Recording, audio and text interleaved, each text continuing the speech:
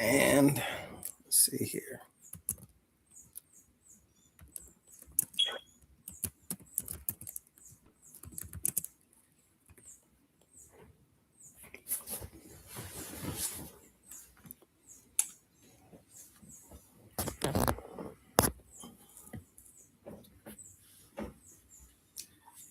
Okay.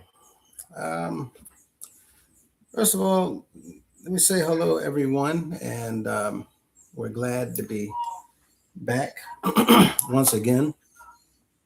Um, it's a beautiful day, and we hope that everyone is enjoying your day so far. That said, we wanted to come at this moment and just do a quick run through and conversation with one of our brother Perry, has stopped in to visit with us, and we're going to just go over a few questions and see how things have been so far. And we welcome him to the channel. And Brother Perry, how are you, sir? Hey, thank you for having me. Absolutely. How's everything been? Okay. It's been coming along. So you've been able to keep up with the videos so far? Oh yes. Oh yeah. After watching some of the material or all of the material, what patterns stood out to you the most regarding leadership behavior or decision making, and how concerns have been handled internally within the organization?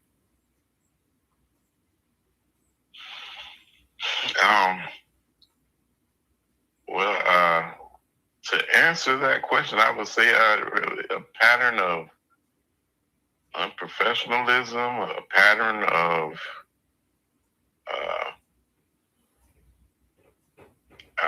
man, I'm really trying not to use negative words, but those are the only things that come. Yeah, a pattern of ignorance, a pattern of instability. Also, I see this is funny. Like on the I think it was in Baltimore, I was listening to today. West or east? What he was saying about you can't make me doubt him. I know too much about him. Oh yeah, yesterday. I wonder how much of that is a response to Commodore from your perspective, from the things that he's listening to on your videos. And he's like responding to you to Commodore. Oh wow. Don't let nobody turn you around. Don't let nobody turn you around. Don't doubt. You can't doubt nothing. And even in that sermon, I mean, he showed incompetence and ignorance. I'm going to tell you, just in certain points of the sermon I was listening to. Yeah. And I hate this because, like I said, man, Cunningham, that was my dude. That, that I have respectful fear for him. And it's like out the door now. When I had talked to him last over the phone a couple of times, I told him that, I don't know you anymore. This is not the man that I knew. Yeah. And it's way, I don't even know. I'm at a loss of words trying to describe the changes. It reminds me of times when I've had too much money in my pocket. I have no reason for spending money, but it's just burning my pockets. And so I just got to do it. And I just feel like, my mind has gotten, in those days, my mind had gotten cloudy. And that's kind of like what it reminds me of. It's like in this position, his mind is just clouded up. It's too good. It's too good for him. He got access to too much. He got too much power. It's just clouding up his mind. That sounds accurate. You can see it's a lack of direction, order. I mean, it's everything is all over the place. Exactly. Um, when you heard the allegations first, um, concerning whether it's theft or uh, laundering or lack of transparency, well, we already knew that. But in regards to the PO boxes there in Charlotte and the money's going into different directions once it arrives at Portal Drive, and the ties, personal ties being sent to the bishop, and the house ties being sent to Charlotte. What, if you don't mind me asking, went through your mind at those times, hearing how things were right in front of our noses and we just weren't even seeing what was going on? Right. Well, under the indoctrination, this is the man of God. He can't do any wrong. And so, it just passes by. But outside, now from the outside looking in, it just looks like money laundering efforts, just ways that, okay, if I have all of these different places that the money is going, people always say follow the money. Well, you can't follow it if it's all over the place. Ah, that's a unique perspective. Um, is there one particular revelation, something that we had uh, found and discovered and talked about that stood out most or more to you than any other?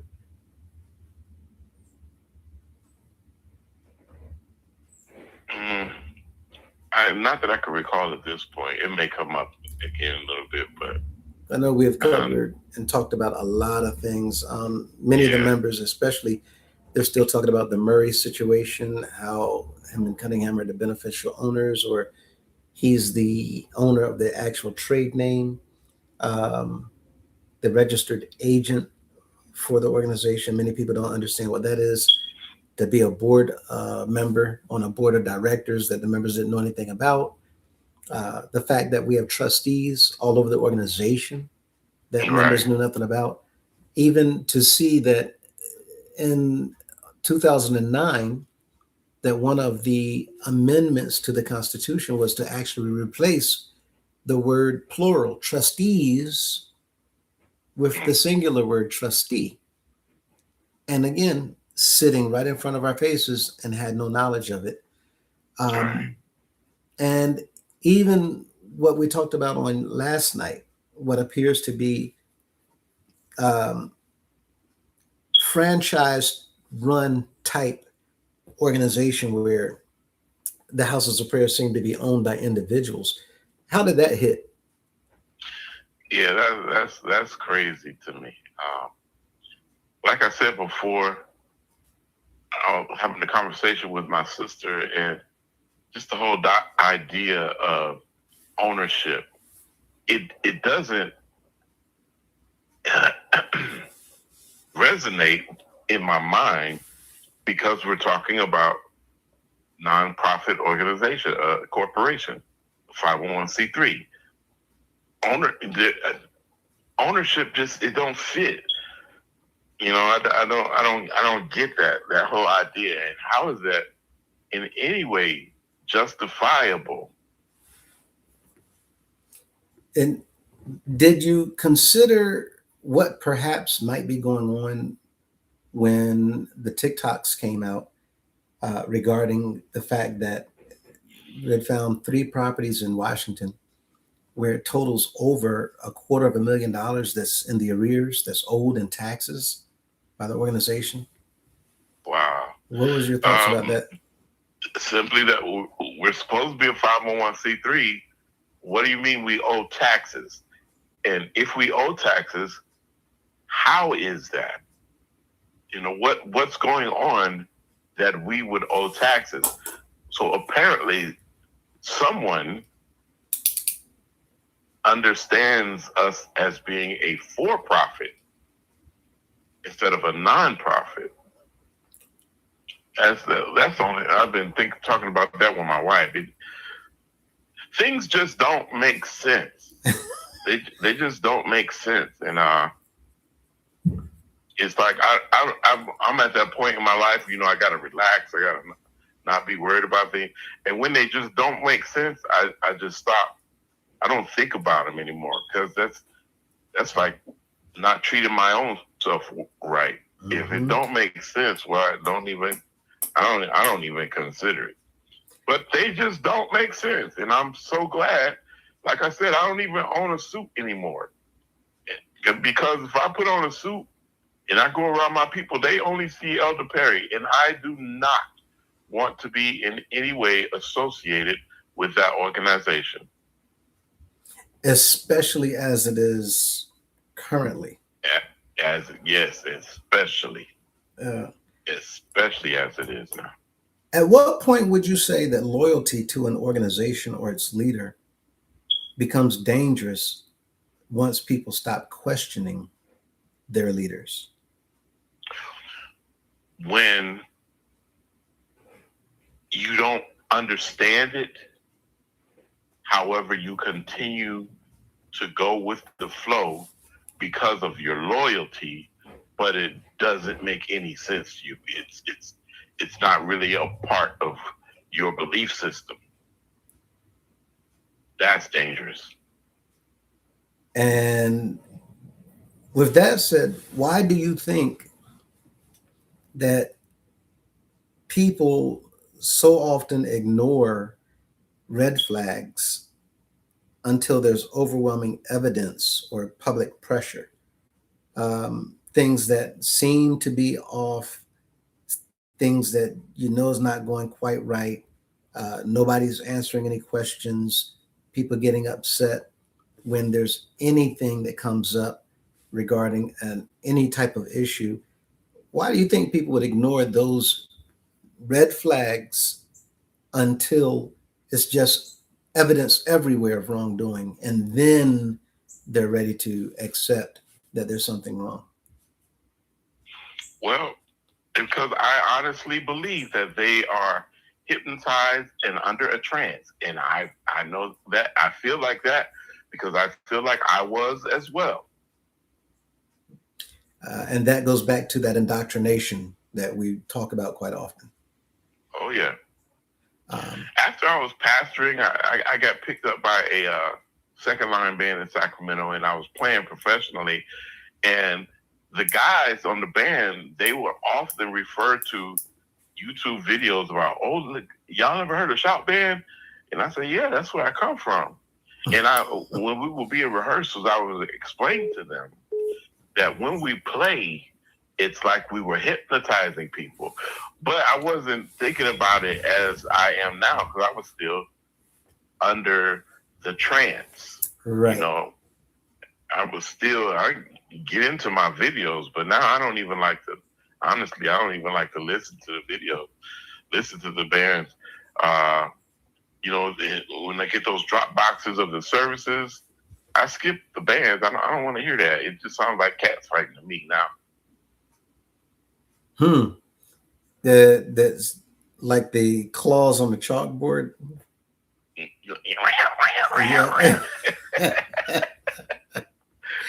That's all I hear. How much responsibility would you say that the followers and the members now have when they continue supporting the leadership despite all of these allegations and all of the evidence that's been put before them on the channel and on TikTok? More than they know and feel. And I know they feel it as being very heavy because there are fewer people carrying the load, but they don't realize their own liabilities. They don't realize their own liability. And when you say that, are you hinting towards the fact that they may not understand how they're hurting themselves in the long run and holding back progress that could not just clean up, but perhaps even help do things that they've been wanting, or something else? Definitely that, but also what you were saying in the video last night about their fiduciary responsibilities.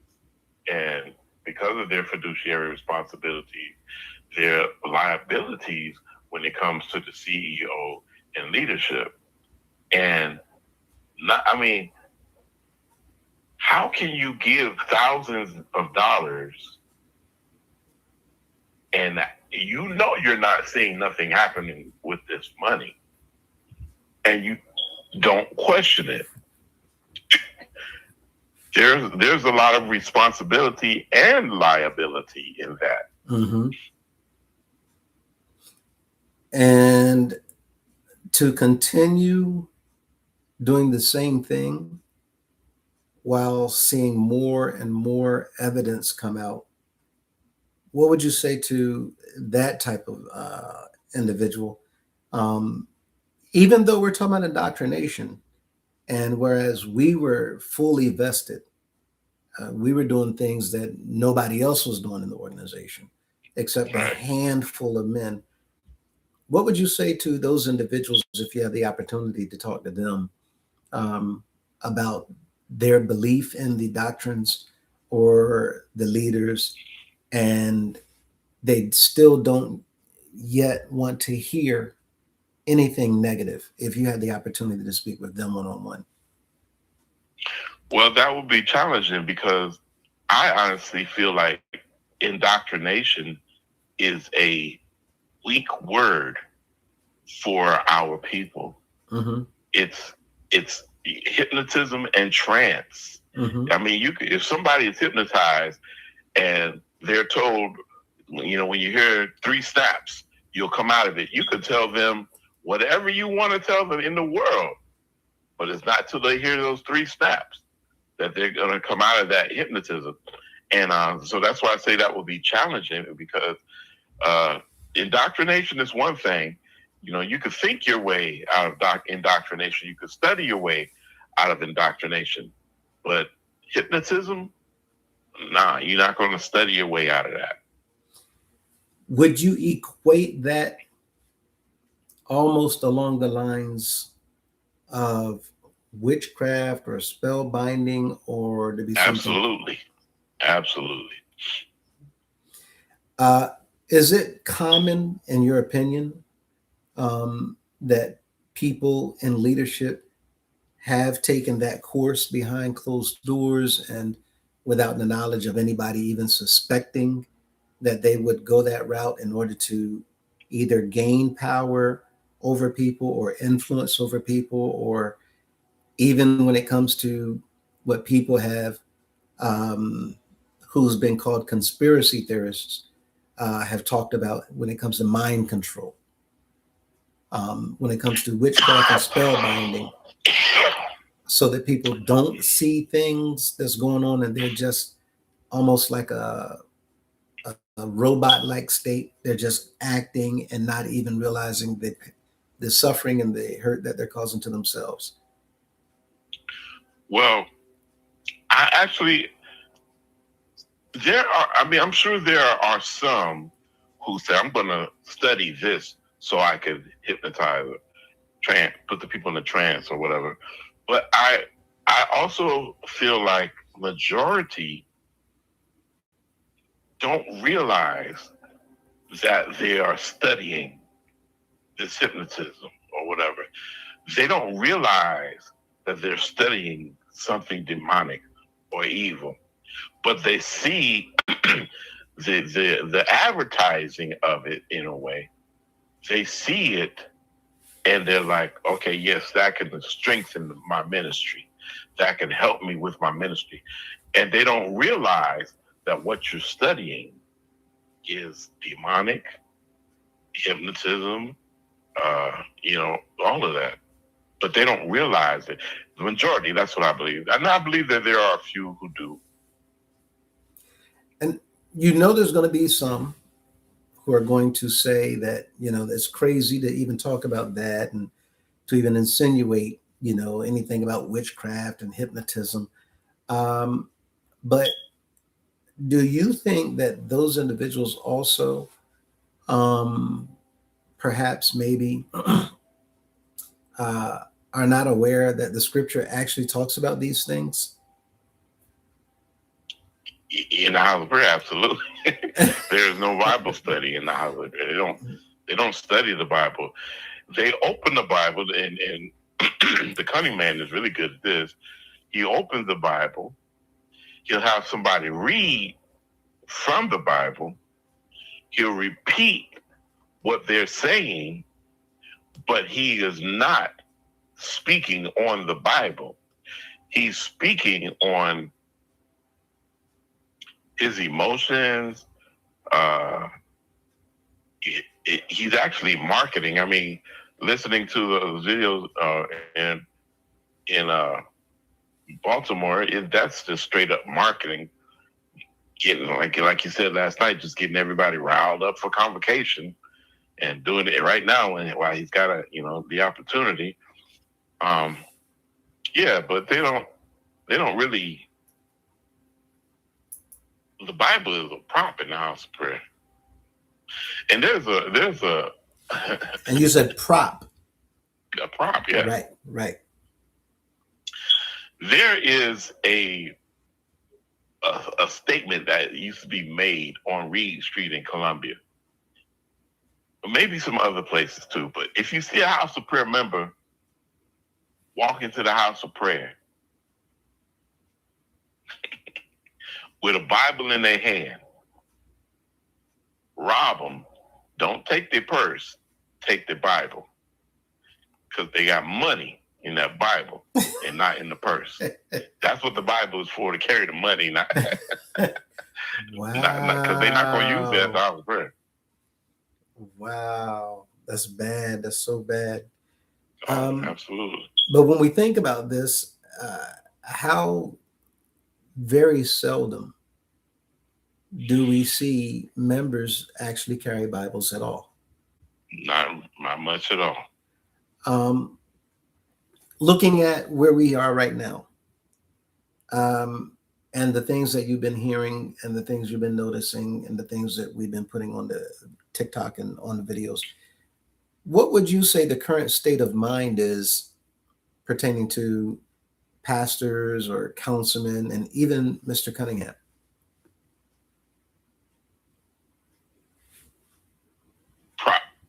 Personal profit.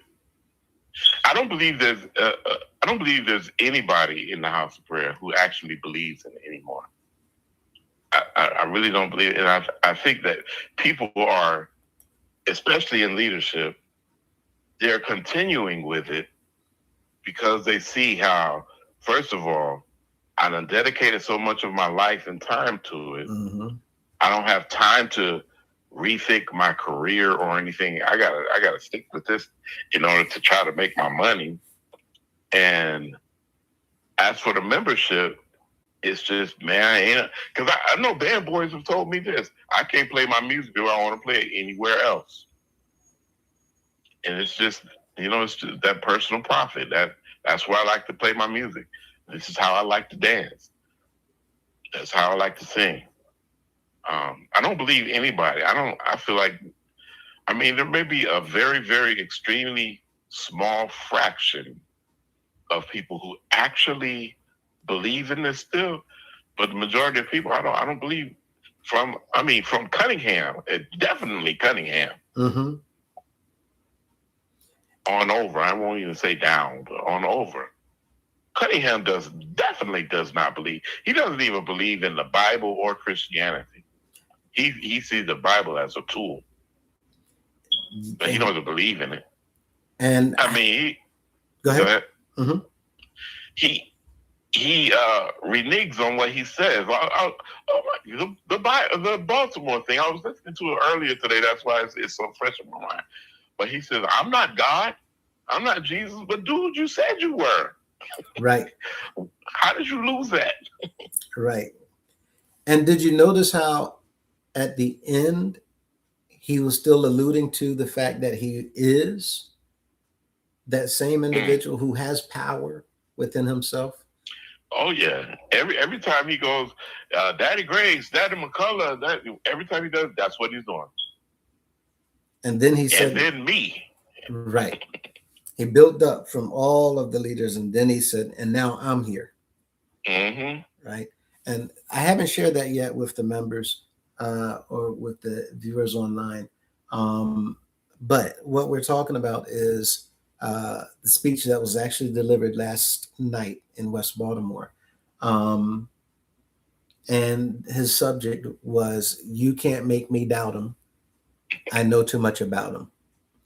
But even listening to that subject, and you tell me if I'm wrong or if you have another perception, but listening to that subject, it simply stands out to me that the entire speech, quite often, is to draw the audience's mind and their attention to himself, about who he is, what he is.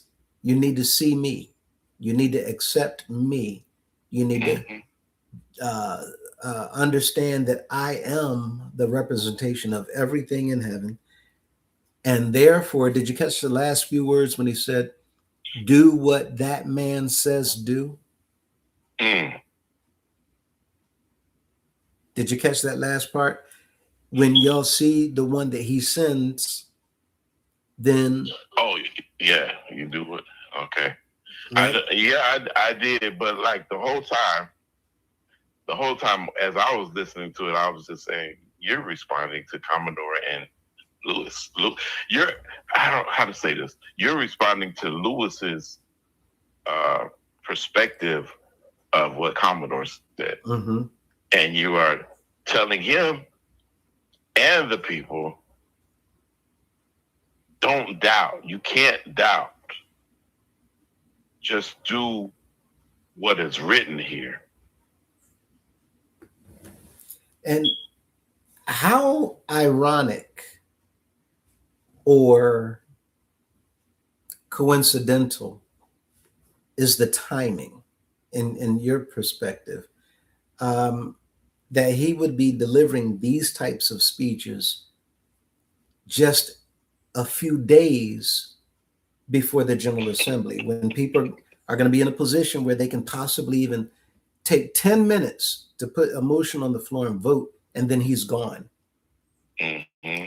Is that timing coincidental to you, or is this the General Assembly not even on his mind at all? Oh, it's definitely on his mind, but I feel like he is trying. Because if you listen to it, you'll realize every time he mentions the General Assembly, he kind of like does it in a dismissive way. Like, I don't want people to think it's as big as what it is. Mm-hmm. Very dismissively. And by that, are you referencing when we talked about what he said before? Uh, we don't need no 3, 4, 5 people, no communal to be making decisions for the organization. There's always been one man. Are you talking about statements like that and to dismiss the idea of the General Assembly as a body? But no. I'm talking about like, I mean, there's definitely that, but I'm talking about how he says, "Oh, we having a good time tonight, and we're gonna be back July 19th, and for the 100th convocation, and we're gonna have a good time." Now next week, it's gonna be the General Assembly, but that's we're gonna do that. We're gonna have a good time there too.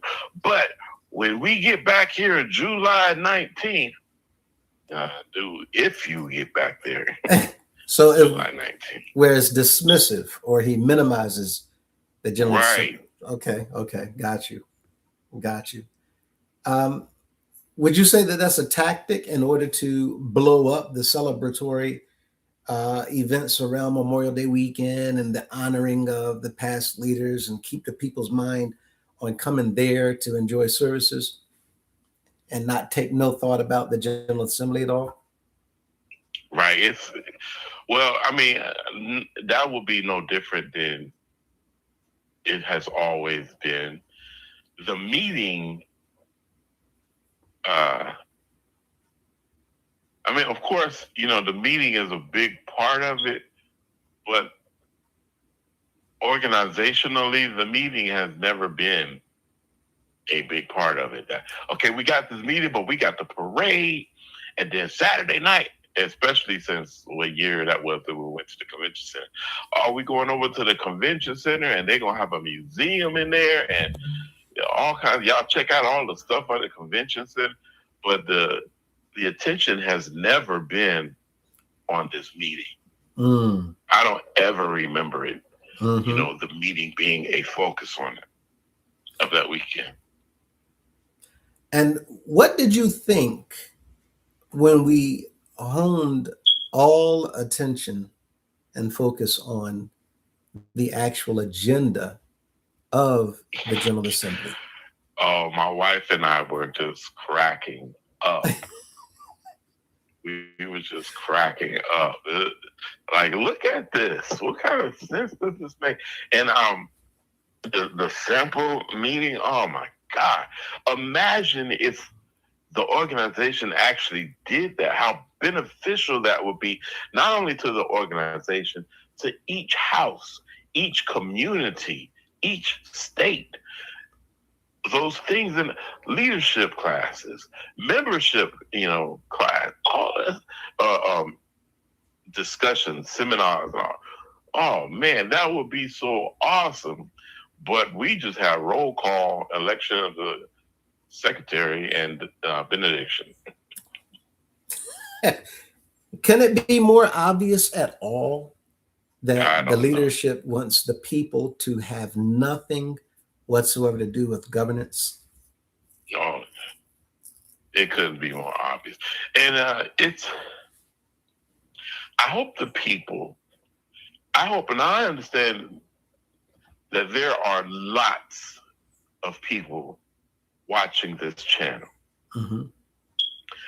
But I hope that the people who are still in good standing in the house of prayer, they're paying their tithes, they're paying their G-class, pastor's offering, and all that stuff. I hope that they are not only listening, but paying attention to the levels of disregard, disrespect, not only to you, the people, but to the Most High. I mean, the leadership is disrespecting, dishonoring everybody, from the Most High to the Son, to each and every member. I mean, they insulting your intelligence. And I hope the people are paying attention to that. And you got to love yourself. You got to honor yourself. Nobody will honor you if you don't, first of all, honor yourself. Don't insult my intelligence. And you've been doing it for so long. Let me tell you this. I'd like to make a motion. Because we can fix that right here, right now. Right. Yeah. Do you think there's so much disrespect? Oh, in fact, I received an email this morning that yesterday, the members of Virginia, that Mr. Barksdale, Joseph Barksdale, is the chairman of the state of Virginia. If not, he's the assistant. And it fluctuates now between him and Lattisaw, Mr. Lattisaw. But the statement was that Mr. Barksdale, told the members, for all of you going to Washington, when you go there, keep your big mouths shut. Wow. And people, of course, took offense. Well, that's good. But no one said anything. I think that they've paid attention, and we have rehearsed enough on the channel for people to don't make any moves, to not respond, to not show any type of aggression, any expression, to give away that you are not with what's going on in the organization, and let it be known at the General Assembly. Let it be known. How do you think or feel? What would you say about how it seems, and the atmosphere, the feeling in the air, so to speak, about the individuals that's on their way, this silence that's ringing loudly around the organization, this deafening silence. Right? What would you say is going on there? Well, honestly, I feel like I can't really speak on that because I do not go around that place at all. Mm-hmm. Even my family members who are still involved, they don't talk to me. I don't really talk to them. So I couldn't measure the temperature of it and why the temperature of it is what it is. But it's definitely not the norm when it comes to the house of prayer. Right, definitely not. We're accustomed to hearing about the travel, the services, the whatever, who's on top, this, that, and the other. But now they're not talking none of that. Right, Miami, you got nothing. Nobody came back talking about it. Mm-hmm. Los Angeles, nothing. No one talked about it. The Midwest tour, nothing at all. Even his itinerary going around, that's not really going out. The letters, his letters, this, when they're sent out, the pastors are ordered to not make copies, to not give them to anyone. What do you think is going on? That is crazy right there. Because I have it, well, I used to, I don't know where it is now, but I have one of Grace's original letters written on the onion paper that I got from St. Johnson, who was the state secretary during Grace's day. And it was one of the last letters she had passed it on to me along with a couple other things. And she said, I believe you will value that. That was about back in 96, 97. And she gave them to me. And the letters were sent in onion paper. And she explained it to me when she handed it to me, that Grace would send one letter to the state, and I would have to get copies of the letter to get to the people. So now, he said, no letters, and don't make no copies of the letters. Now the silence, even going on YouTube, that's all my House of Prayer access right now is YouTube. Mm-hmm. It's pretty much silent. When you see something new come up on YouTube, it's a repost of something old, and it's never. Oh, yeah. It's never a current sermon or anything like that. It might be some band clips or something like that, but never. And I feel like that's definitely a result. They're trying to keep it quiet that they're paying attention to your channel and what's going on here. They're trying to keep it quiet, but it's loud. I hadn't even paid attention to the fact that we don't see recent or new videos of recent services. I haven't even paid it in, and it makes sense because I'm not getting any uploads or updates or anything like this whole Midwest tour that we just talked about in Miami and the events of Miami. How did that hit when you heard about the all these things that they're coming up with now, these programs, and then the members find out afterwards that there's a fee to be involved, right? The walkathon, there's registration fee. In Miami, the event that was free last year, the members found out that at the gate you had to pay $25 to get in.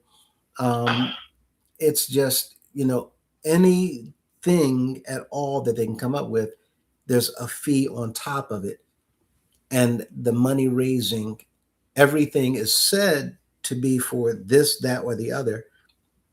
But the members are being surprised with these additional fees. What do you think about all these different programs that is just brand new? There's a library that they're trying to start now with all of the old House of Prayer literature and artifacts, but you have to schedule a tour, right? all this stuff that's going on, the 2-year anniversary, and then you go to the House of Prayer website, there's a happy anniversary to the bishop from the members of the organization. But we know that it's just a handful of people, like 3 or 4 people that did it. What do you say about all this new stuff that's going on and this registration behind it? It confuses me. Like I said, I watch the videos and discuss it with my wife, who is not at all associated with the House of Prayer, and it confuses me. She's like, "Is the House of Prayer desperate for money?" And I'm like, "No, it can't be." The House of Prayer is an extremely rich organization, but I don't understand, like the walk of fame. First of all, why are you having a walk of fame?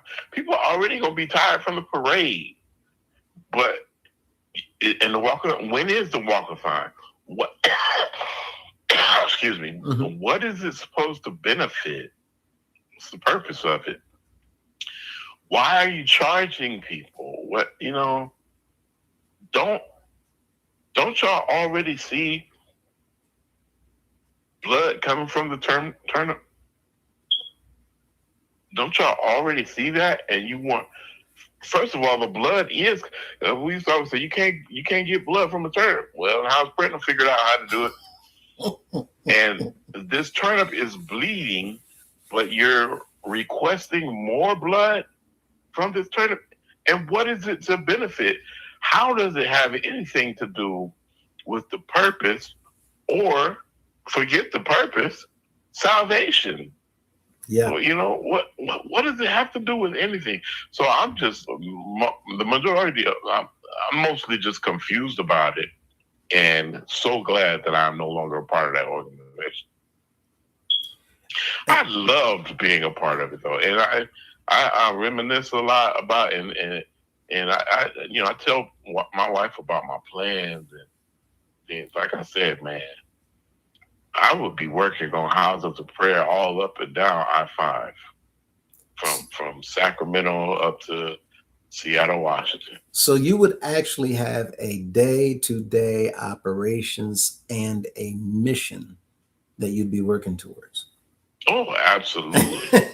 How did that hit when we did a comparison of the CEO of the House of Prayer versus a CEO of the Red Cross? Oh, yeah, that was just funny, because it's the truth. Like, I don't have to, and I love how you put the not only the CEO not believing that you ain't got to do nothing but go collect the money, but then when he calls home and tells his wife about it, she's like, "Get off my phone, acting stupid." Nobody would believe it. Yeah. And then to know that there's no performance evaluation, to know that the CEO is giving ultimatums to the entire organization, right? To know that the General Assembly, which is the one board meeting per year, is presided over by the CEO, who's 3, 4, 5 hours late. How are you presiding over a meeting and you're not present? Right. How did all of those things hit coming across the videos? Did they make sense? Was it extremely eye-opening, or was it telling in that the members of the House of Prayer, we just was not paying attention because the indoctrination or the hypnotism or the witchcraft or the spells, or is it the fact that, as was stated, we simply knew that this was House of Prayer, but when you look at it like a business, then it really stands out that, wait a minute, we've been duped. Right. If this was a business, how would that business stand? Would they survive 5 years? Oh, no, absolutely not. Absolutely not. Just the fact that there is a soul, I compare it when you say sole trustee to sole proprietor. If you have a business where you are a sole proprietor, you don't want to be that for 10 years, you may be okay with being sole proprietor for 3 years. But once you get to that 4th year and like, wait, I'm still a sole proprietor, I haven't grown this business any more than that. Mm-hmm. That's a failed business. Yeah. And that's definitely what I see in this organization. And again, going back to that sample General Assembly meeting that you did, oh my God, that would be so awesome. I'm not even with religion anymore, but that would be one thing that would be tempting to come back to be a part of that day. I enjoy, as a counselor, a case manager, I've always enjoyed going to things like that. To see that 3-day agenda unfold. Yes. Because the reality is our members have not even considered, thought about, or ever realized that when we come together for the General Assembly, it literally is supposed to be a reflection of the last 12 months, a consideration of where we stand right now, and a planning for what are our objectives for the next 12 months before we come back to the next meeting. And if that's the case, when you're dealing with an organization that has 137 congregations, we have a fleet of vehicles that are constantly breaking down. We charge the members to ride them because of all of these events around the organization year round. We have a coalition committee where they're calling hotels around the country to secure a number of rooms for the members.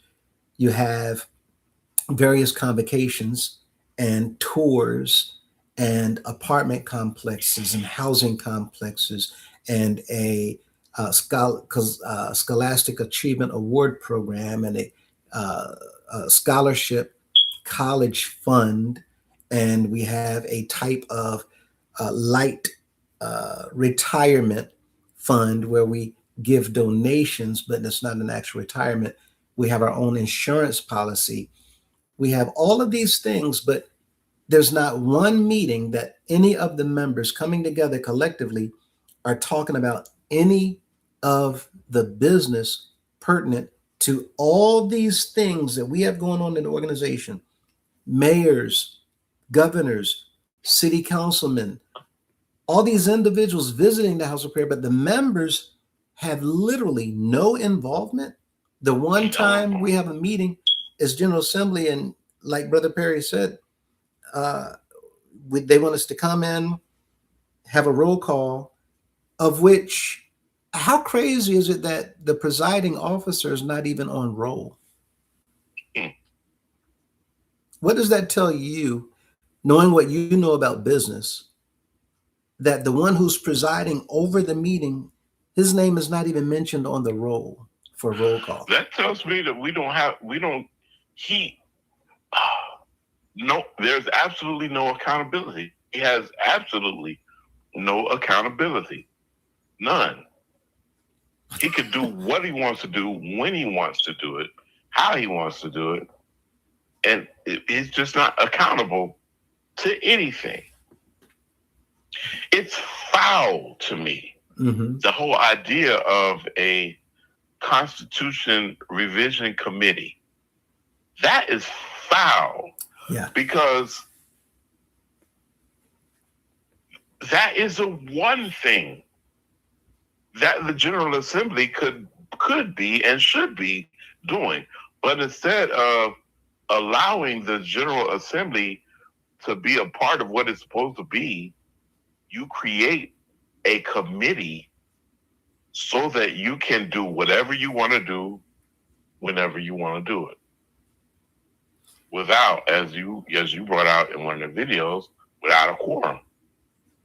And isn't it crazy that we're saying that the CEO actually allows the organization to do things, and there's no oversight, there's no checks and balances? What are your thoughts on that alone? Yeah, it's actually foul. It's an insult to the intelligence. And we've got some intelligent brothers and sisters in the house of prayer. We've got some very intelligent, and we are just so used to having our intelligence insulted.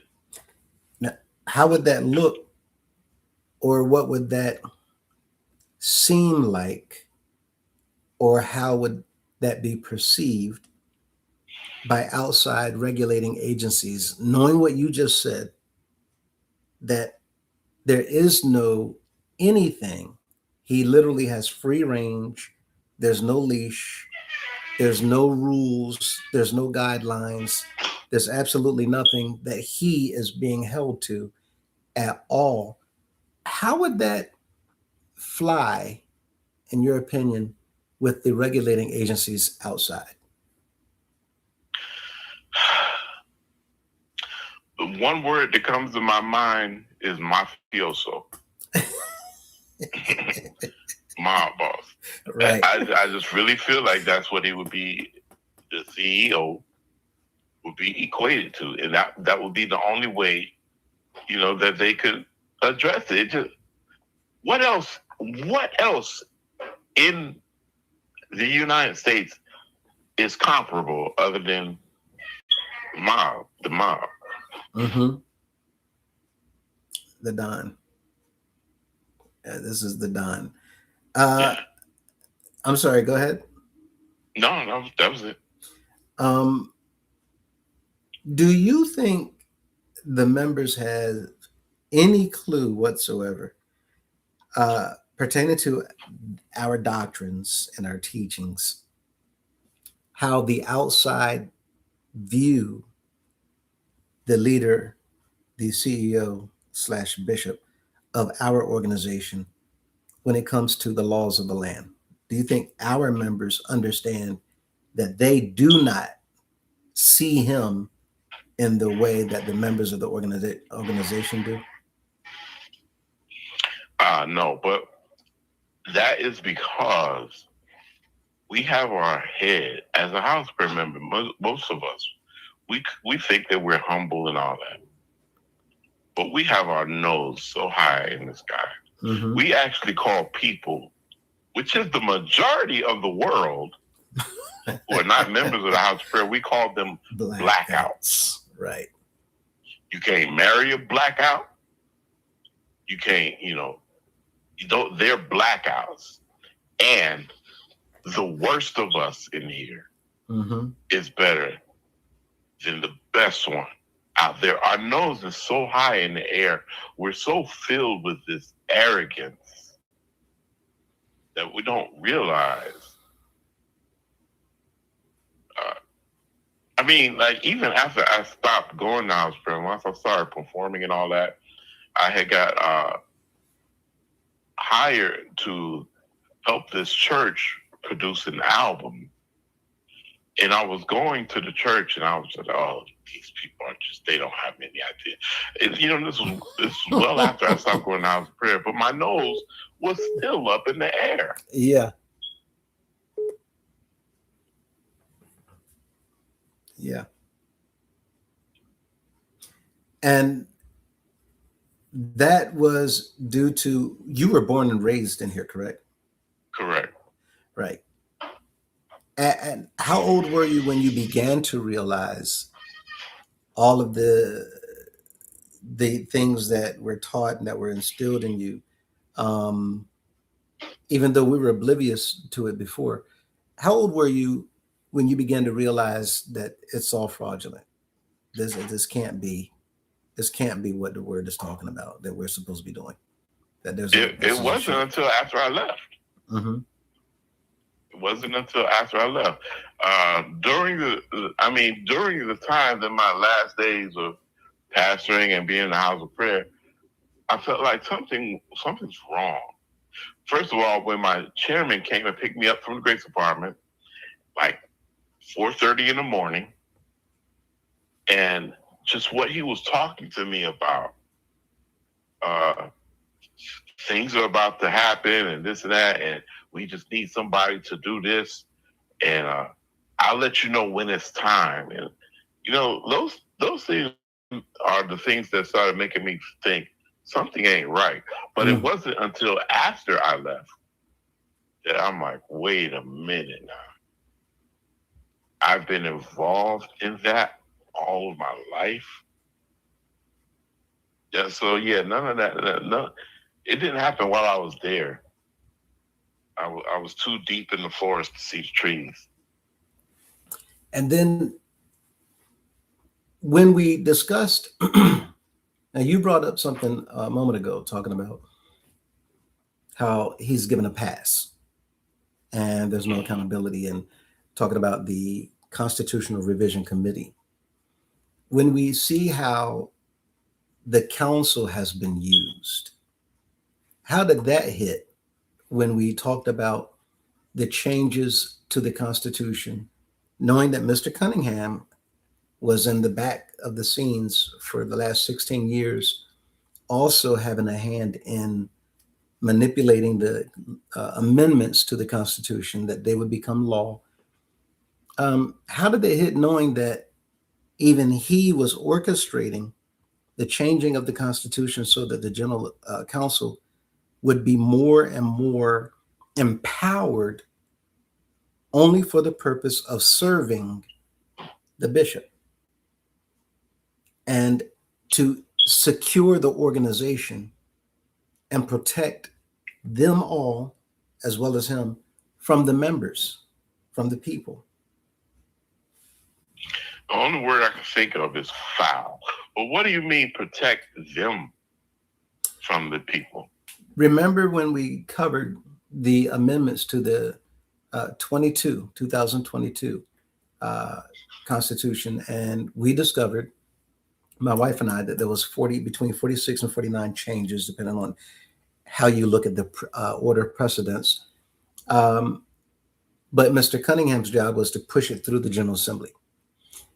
Knowing that he was on the Constitution Committee and knowing that he had been selected to be the next bishop by Miss Madison, the amendments were written up so that if there were ever allegations against the bishop, now you have all of these securities where the General Assembly Secretary, the senior minister, and the General Counsel, they are now enacted according to the Constitution to be involved in these charges being brought against him. So the first thing they would need to do is to determine if the person who is filing charges against him, if they are considered a faithful member. That's the first task of the General Counsel. Not to look at the charges, but to look at the person filing the charges and to determine if they are a faithful member. So there's different tasks given to them, and each one is to make it that much more difficult for a violation to actually be levied against the bishop, and then to actually have a trial set up for the bishop to be tried. Now, I get that when it comes to the bishop, but how is the council protected? Now, with the council, the bishop protects him or them while they're protecting him. So the council is not protected from the people, so to speak, in theory, but because there's no rule anywhere at all pertaining to any violations being leveled against the council, they're protected because there's nothing there. You have to come at them individually.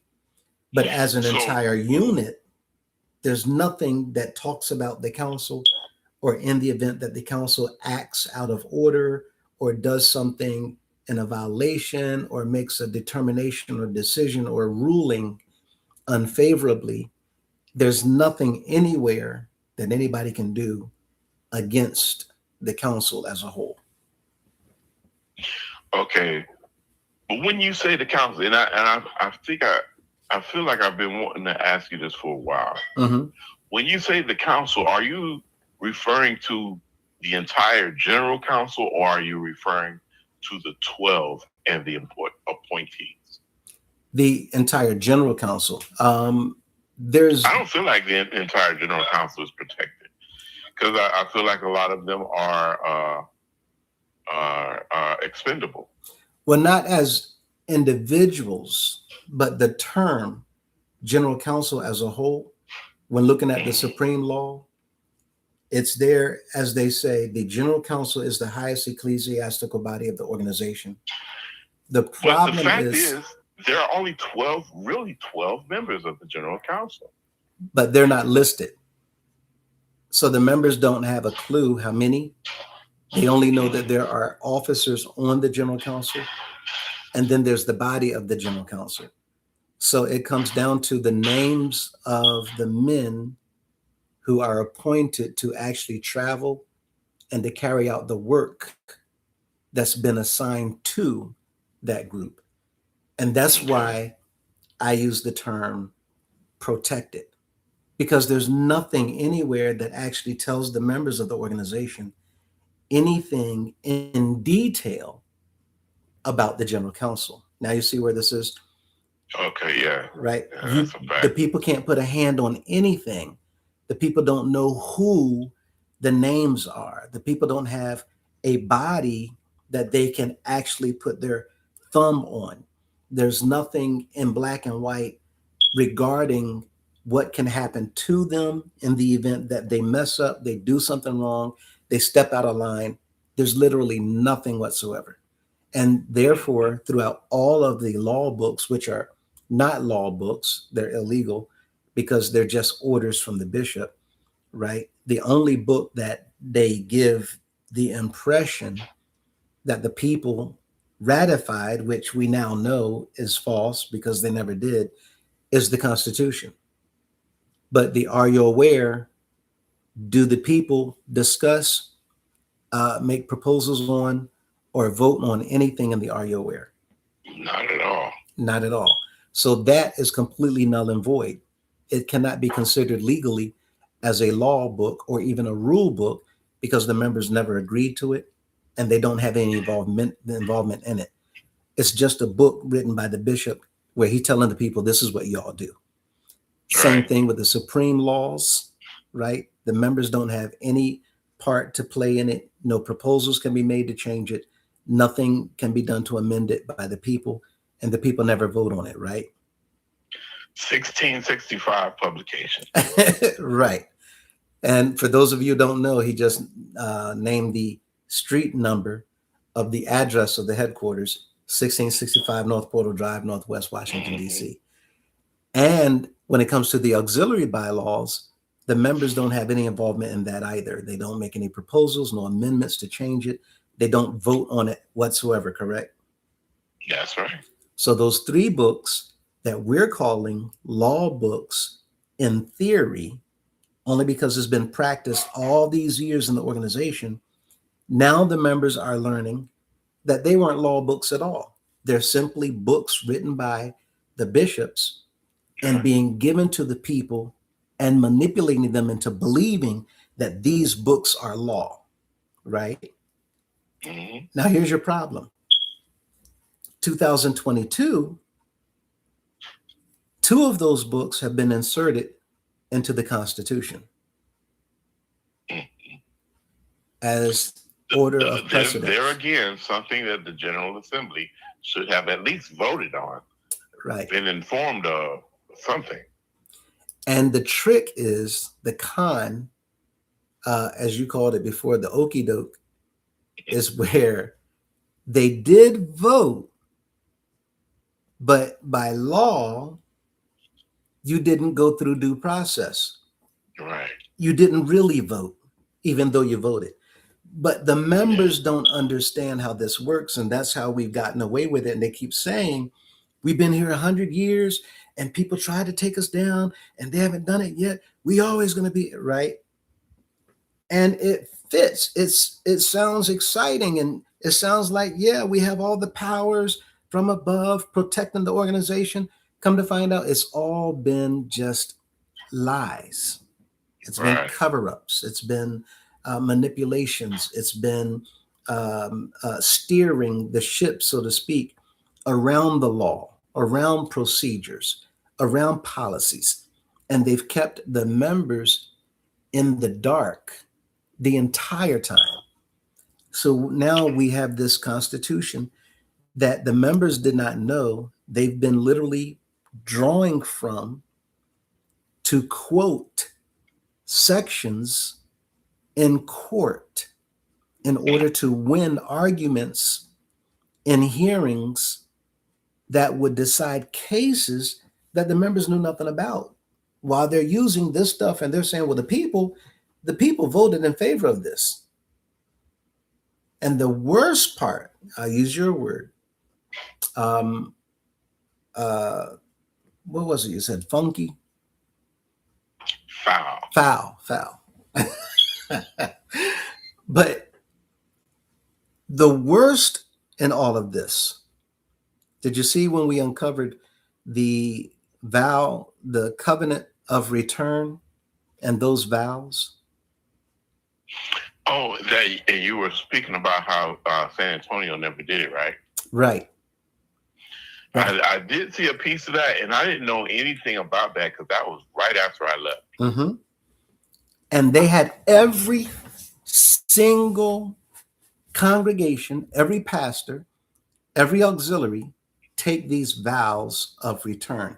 But what they did not know is these vows of return has specific language in it that they knew that they were going to use to entrap the people into committing themselves to the bishop of the organization and his lifetime appointment, as well as to the constitution of the organization, as well as the constitution's amendments in the future. And they use the term in the auxiliary covenant that they also used in the amended constitution. Covenant. And legally, that word covenant is so much stronger than the word agreement. Right? So now you have to undo the agreement and try to be freed and released legally from a covenant by the court that you have bound yourself to unknowingly. And the challenge, an additional challenge that comes with that is the separation between church and state. That they could throw a foul ball in there and say, well, y'all can't do anything about this covenant because it is a covenant and not just an agreement. If it was an agreement, then that would be state. But because of it's a covenant, we could say that that's a part of our religion, and this, you can't put your hands on that. And this is what we talked about before, how they understood what they were doing, so much so that they actually used the parade also and linked it to this covenant. And they had the people sign off, and the auxiliaries and the presidents, they had documentation that the pastor and the secretary had to sign and then send it back in. And they used registration forms for the parade. We never had to register to march in the parade, but those registration forms were agreements that we are 100% in support of this covenant binding us to the lifetime appointment of the bishop, as well as these constitutions going forward in the house of prayer. And the parade would serve as a public display of our support behind this covenant. Dirty, dirty work. And the members had no knowledge of anything that's going on, so that they could use those signed covenants and registration forms downtown in court to tell the judge that the members, they agree to this. We don't care that you all don't see the bishop as your general head on earth. We don't care that y'all don't believe that only God can judge him. That's what we believe. And that's how they've gotten away with so many things downtown as well. The dirty word.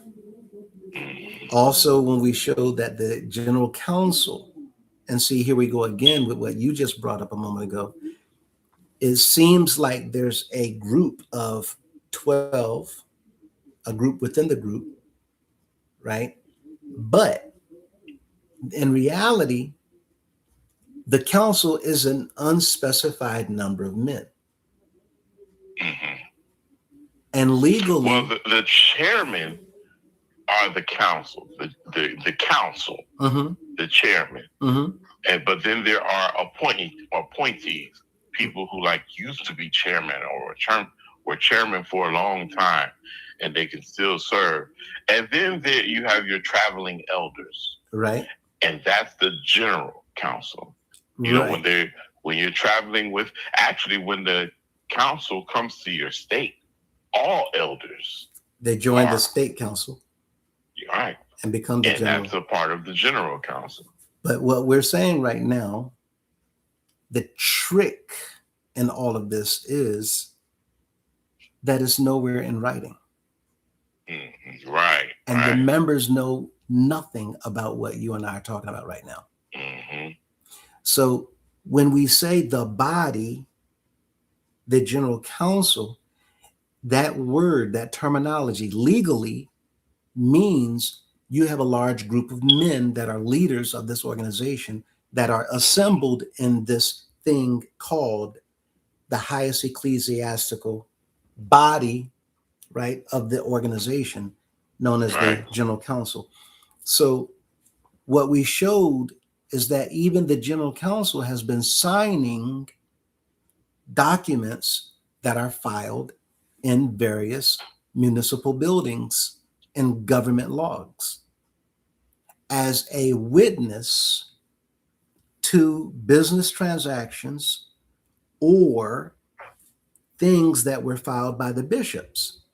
We, the general council of the United House of Prayer, signed this paperwork in full agreement to attest to the fact that the members of the organization, blah, blah, blah, blah, blah. So what the members didn't know is that they've been signing paperwork as well and acting as a type of board of directors in support of the bishops. Just like we had staff persons around Portal Drive that we didn't know that had been certified to become notary publics. Notary publics, yeah. And I'm looking at, why do we have notary publics that will not have, so that they can stamp legally any paperwork that the bishop wants to file to take possession of, to control whatever, or to make certain transactions, and the members know nothing about it. And you know what? My wife is a notary public. And they have things that they are bound by, you know, that they are responsible for and stuff like that. Right. But if you are in the house of prayer and you're a notary and the bishop says, you know, have something that they want you to sign for, and it is outside of the realms of your binding, because of who he is to you, you're going to go ahead and do it. Yeah. But I know of different things. My wife and I had a business, a marriage business, that we would go around just marrying people. I would perform the ceremony and she would sign off because she was a notary. And there would be things that would come up and she was like, we can't do this one because I'm obligated for, you know, this reason or that reason. And the people would have to go out and fix it. But in the house of prayer, they're just going to go ahead and sign it. They're not going to be concerned about their obligations to the government. Because been here 100 years and nothing has happened yet. Right. Right. And the lady in the back is just going to smooth whatever over. Right. I was surprised at who these individuals were. I was surprised to find that some of those same individuals are written down as board members of the organization. I was surprised to find that we have bishops that served as a treasurer. Was he the treasurer and the president or something like that? Exactly. And the same woman that was talking about a moment ago, where she's the secretary and the vice president, right? We know that this is fraudulent. We know that these are false filings. We know that the information on there is not true and accurate, right? Um, Putting all this information out, understanding as we go back to look at certain individuals and how they're having a hand involved in these things. Given the opportunity to be a delegate in this coming General Assembly, how difficult would it be for you to walk in there and make a motion to put all this stuff to an end? It's definitely challenging, especially those under the hypnotic, the trance. However, someone who is waking up, breaking out of it, I would just say, it's going to be challenging because you're looking in the eyes of all these judges, pretty much, and a lot of people are ambitious in the house of prayer. They want to get here, they want to get there, they want to get this title, that title, and we know the unwritten truth about the house of prayer, that it depends on where you standing with these guys. But if it were me, a breathing activity would be a big part of it. Breathe in for 4 counts, hold it for 2 counts, breathe out for 4 counts. A breathing activity is a definite part of it. But I would also like to communicate that, y'all, no matter what people say, this effort that Brother Lewis is doing, and my reason for being here as much as I can, is because we love y'all. We love the United House of Prayer. As much evil as the leaders have done, we can't help but still love those people. And when I say we love them, we want them to make it to the kingdom. We don't want them. We don't want nobody to burn. We don't want nobody arrested. We want to fix. We want this kingdom to be as great as we are told, that it is. We want to have a reason to have our nose in the air, but at the same time to bring it down and be, humble, and it's all about love. And so hopefully that would encourage the people who make the motion and second the motion to understand this is not about tearing up anything. This is about building it up. Really showing forth our potential. That is spot on. And we've been rehearsing that on here as well, over and over and over again. It is hard to see when we are passionate about what it is that we're doing and the information that we're covering. And then you get the comments coming from the opposition, and then the response to the members, so that they understand that the things that they're hearing inside don't even pay that any attention.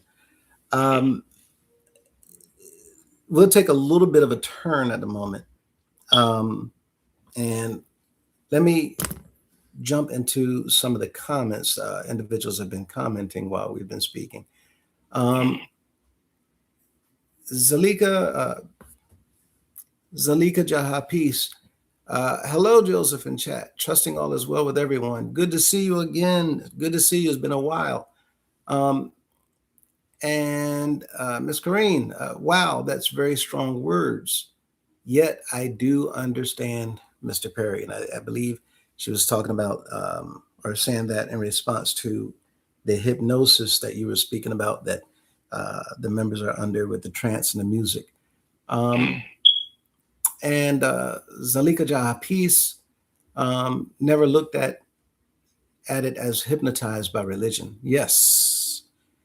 And there's actually something that musicians are aware of that you can do with just a beat without even using any lyrics, just the beat alone. And when they say drop the bass and it boom and goes down into that lower tone and using sub-level tones, you can literally put people into a trance. Absolutely. Right? Frequency is a very powerful thing. Frequency can cause things to levitate. I don't think they heard you. Right? And it's this is real. Very, very powerful thing. That's right. This is all real. And Jamal, good afternoon. Good afternoon, Jamal. Josh, hey, Josh is here. Hey, Josh. We do it this way because we've always done it this way because it gets results. That's the mentality of the people saying, well, why we're not changing, why we're not fixing, why we're not, because it gets results. We always do it this way. And not the members, so to speak, but the leaders when answering these questions, which we know is just a fake answer. I think, and any of you with the comments, if I'm getting what you're saying not quite right or quite frankly wrong, by all means, feel free to correct me so that by the time I get to the bottom of the comments, we have your corrections. Zalika Jahapis, do you think that hypnotism through religion is all about money and total control over the members? I 100% believe it is. What do you think, Brother Perry? It's definitely about power. Money is a part of that, of power, but I feel like it's more like about power. Because you get people to do anything once they're hypnotized. And interestingly enough, if you go onto YouTube, you can find literally individuals that used to practice witchcraft and certain types of witchcraft. And they will tell you how powerful they were, the things that they've done. They will even go into detail telling how different leaders and entertainers would come to them and pay them for their services. And they would tell you how you'd be surprised that the politicians and religious leaders that's literally using witchcraft to advance themselves and put themselves in a position of persuasion over people to captivate their minds. They say you'd be surprised. Go ahead, Brother Perry. No, I'm just agreeing with what you're saying.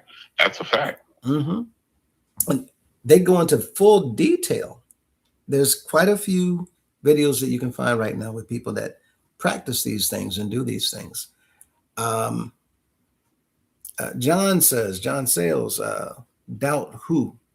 I think this is regarding Mr. Cunningham saying, you can't make me doubt him. He said doubt. I'm sure he didn't point to the Father or his Son only.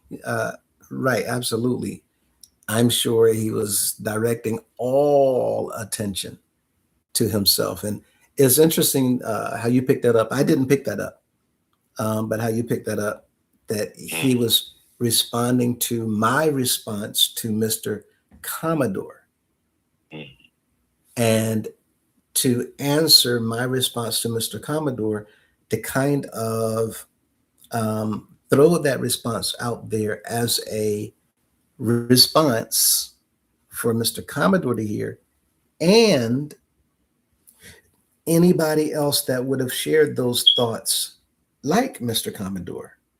Right. Because you know how persuasive, how popular Commodore, I don't know how he is, but at least was.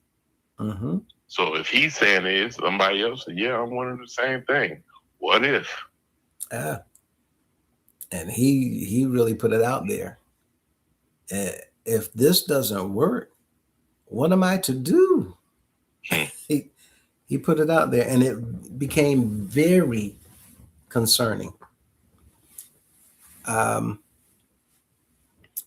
Josh says workplace harassment classes, right? And I think he mentioned this while you were talking about you'd love to see these types of classes, as we were mentioning what the agenda should look like in a general assembly of an organization of this size and this magnitude. We have people coming I from agree with you, all over the brother country, Pastor Edwards. right? Said he agreed. Workplace harassment classes, right? And this is real. You can literally be sued. It's a term that's called hostile environment, Right. as well as Oh my hostile God. workplace. Go ahead. Anytime your chairman is around, that's a hostile environment. Mm-hmm. You are creating a hostile environment by bringing your hostility here, where we're fine without you. But when you come, all of a sudden people pulling their hair out. Mm-hmm. Their head is looking like a checkerboard, right? Patches and globs of hair missing all over. And this is real. I've seen people grab. Oh yeah, absolutely. So Ms. Corrine says the way the members should view the statement from Mr. Cunningham, not acknowledging that the General Assembly is important because he doesn't believe that the members will stand up for anything. And I think she was saying this in response to what you were saying about how he dismisses the General Assembly or minimizes it. The way the members should view the statement from Mr. Cunningham, not acknowledging that the General Assembly is important because he doesn't believe that the members will stand up for anything. What would you have to say to Ms. Corrine? Well, I hear what you're saying, but at the same time, I have a lot of faith in my brothers and sisters in the house of prayer. We have some extremely intelligent people in here. Mm-hmm. We have some geniuses in here. And I understand what you're saying. I agree with what you're saying, but I feel like that's a weakness on Cunningham's part, that you assume that everybody's just going to be, passive or whatever. They're not going to do anything. But somebody has the heart. Several people have the heart and ability to do it. But I definitely understand what she's saying. Mm-hmm. All over the place. It seems as if people have been rubber stamping everything, right, for all these years. John Sales says knowledge is power. This is why the United House of Prayer opposes individuals, Brother Lewis and others, and platforms such as social media that provide information, knowledge, and resources to its members. Right. Mm-hmm. Absolutely. Jay Banga said, pay to walk. Right. You know how far they were talking about walking, right? He said he had a concern for the health of his children, and that's why he was putting this thing on. But you know how far they were talking about walking, right? No. I think it's either 1 or 2 miles. The length of the parade. But the walk-up, the parade is 2 miles, isn't it? I'm almost certain it's longer than that. Matter of fact, let me find out.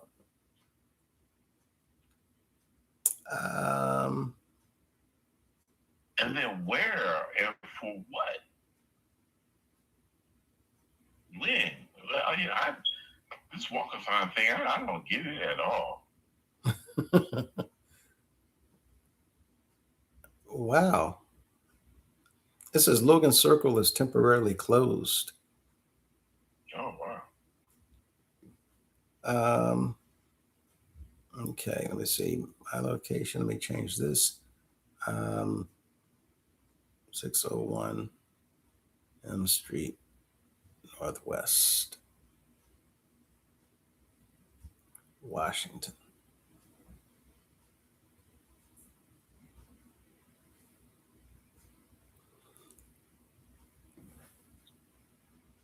Well, Logan Circle is temporarily closed to traffic, right? It may be, yes. And saying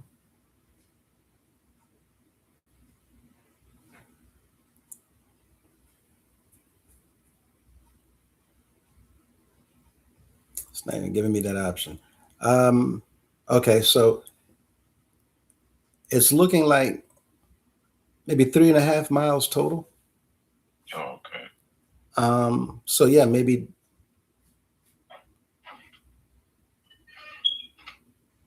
Well, I might be wrong. I'm gonna go back and do this, and so I can bring this up again before we close out. But either for traffic, because that's a very prominent circle in DC. Right. And this right now, yeah, 6 o'clock. This would be peak hour, rush hour. But pay to walk, yes. And again, this would be for every house of prayer. And I think that he was saying for the week following or something around, yes, the week following Memorial Day weekend. But of course, we perceive that as just to be another money grab. Zalika Jahapi says, as I stated before, I've never been a member of your organization, but this is so interesting. And yes, Zalika, a lot of people are saying the same thing.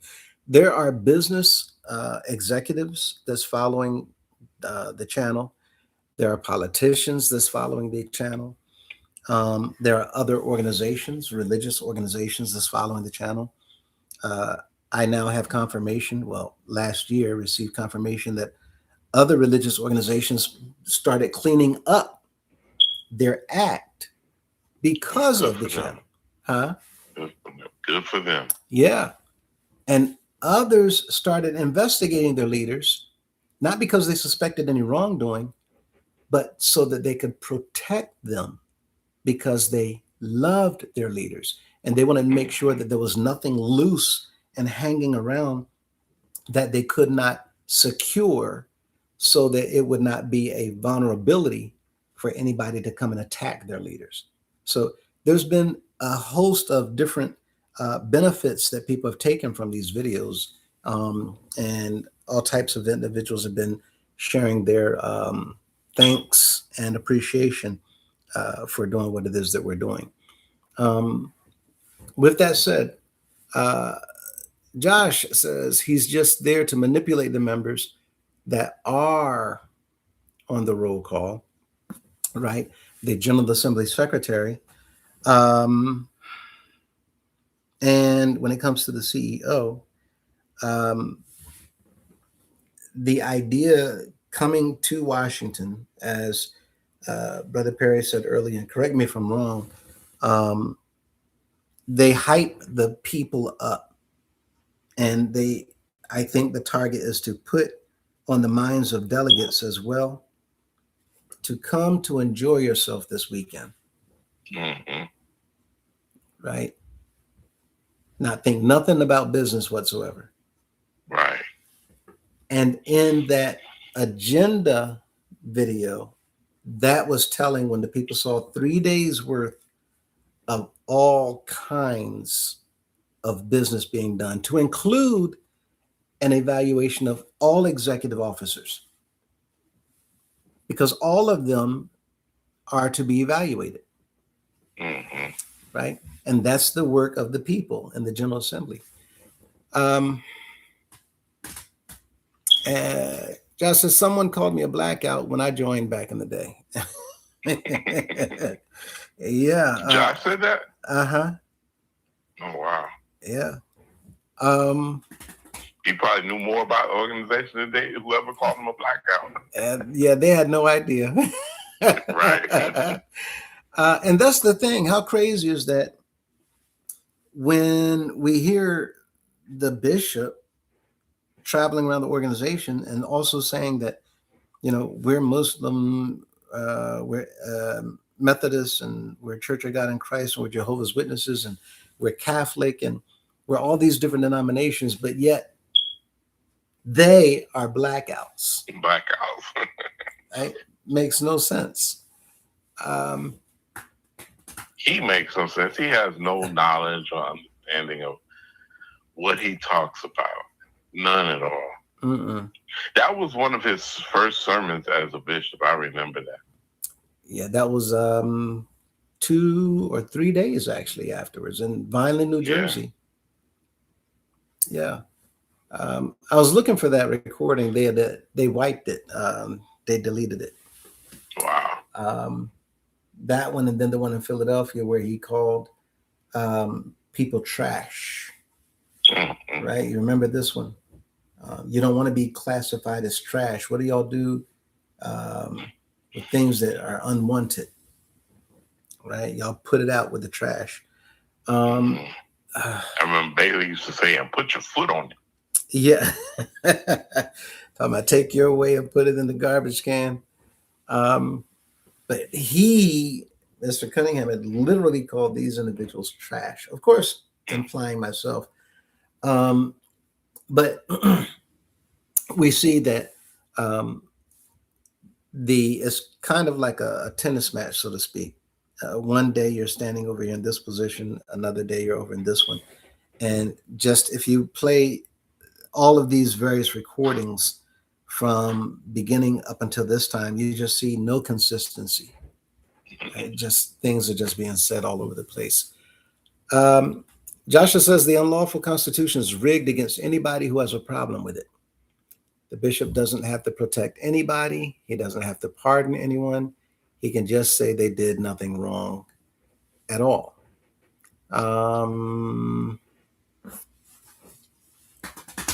Yes, in a sense, because of that one part that says he has the final say. Right.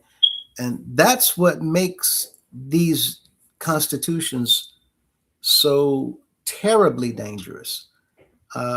Because we now know that every single one of them were written by bishops or a handful of people they selected for bishops.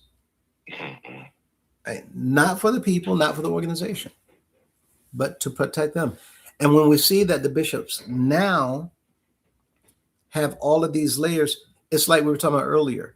So if there ever is a trial against the bishop, now you know who presides over that trial? His godson, right? A senior minister. Oh, okay. Yeah.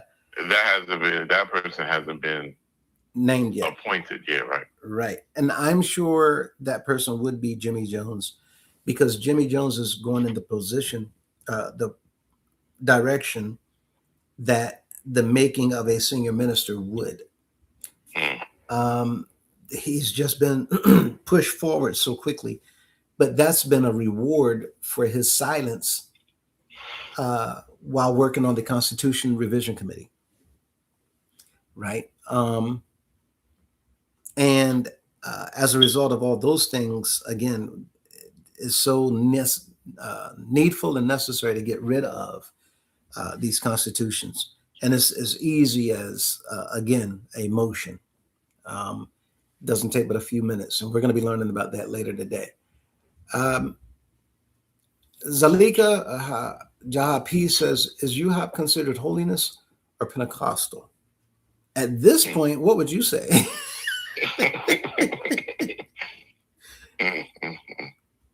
Well,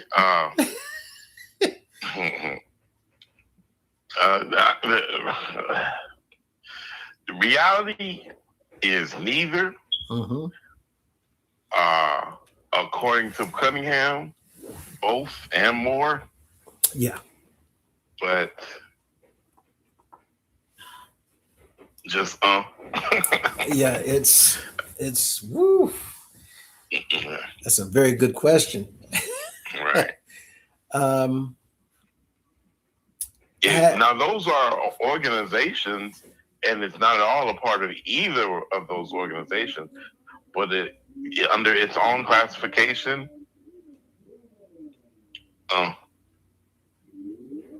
That's all. It's terrible. Her next question. Their next question is: have any of your members visited other churches? I'm sure many of them have visited, but in the house of prayer, the teaching is, and Brother Perry, to not visit other places. Right. And so when you do visit, you kind of keep that on the hush. Yeah. And see, my upbringing, being in the military, military dependent upbringing, we lived in Puerto Rico, we lived in the Philippines, we lived in places that there are no houses of prayer. And so, yeah, we would visit. But when you're under the trance, under the indoctrination, whatever, wherever you go, you may have the greatest time, but it still ain't house of prayer. You ain't got nothing on house of prayer. When the preacher finishes preaching and he's preached a fiery sermon, where's the band? Mm-hmm. That's our mentality when we go. So, it's people do visit, but they keep it on the hush hush. And when they come back, they may tell people who are close to them, I went to this church, but it wasn't house of prayer. Yes. It's unique in its own right. Right. And Joshua says, taking vows to entrap yourself, like in secret societies, gangs, fraternities, and sororities, right? Talking about the covenant vows of return for the members who took part in all of that. And it was every single congregation mandated by the orders of the bishop himself. But they knew what they were doing. And like I said, it's dirty to take advantage of people to that extent. And then you're going to use that paperwork against them downtown. It's just dirty. Zalika says, so it's pretty much legal wording to cover the organization. Yeah, pretty much. But it's just enough wording to make the members think one thing while there's something else truly going on. Would you agree with that assessment? Oh, yeah. Yeah. We've been the masters of deception. Masters. Leading you in one direction, but talking completely about something else. Right. Joshua says it's wordplay to claim the organization and leader are not manipulating or abusing its members due to them wanting or expecting what's happening to them, despite it being wrong. Right. And Josh says, thank you, sir. May I have another? It's just so bad. And we've been conditioned and don't realize that we've been conditioned by an abuser and we're loving the abuse. Right? It's the same as codependency. For those of you who don't know what codependency is, where you're in a position where you have to help people. You have this need to help people in need. But the codependent person don't realize that they are the ones who's hurting themselves because they're doing everything for everybody else and doing nothing for themselves. Right? And they're going without. And how many of the members of the organization are constantly going without while making sure that the leaders have? Right. I mean, it'd be the top payers, the tippy top. They in Daddy's Club and all that. But you go to their house, they don't have furniture. Mm-hmm. They eat all junk food because that's all they can afford. They can't afford good food because they put that money that would, for the fresh produce and all. No, that goes in the Daddy's Club, or that goes on. That's my love gift, or whatever. And it's just common all over as well. What he just said.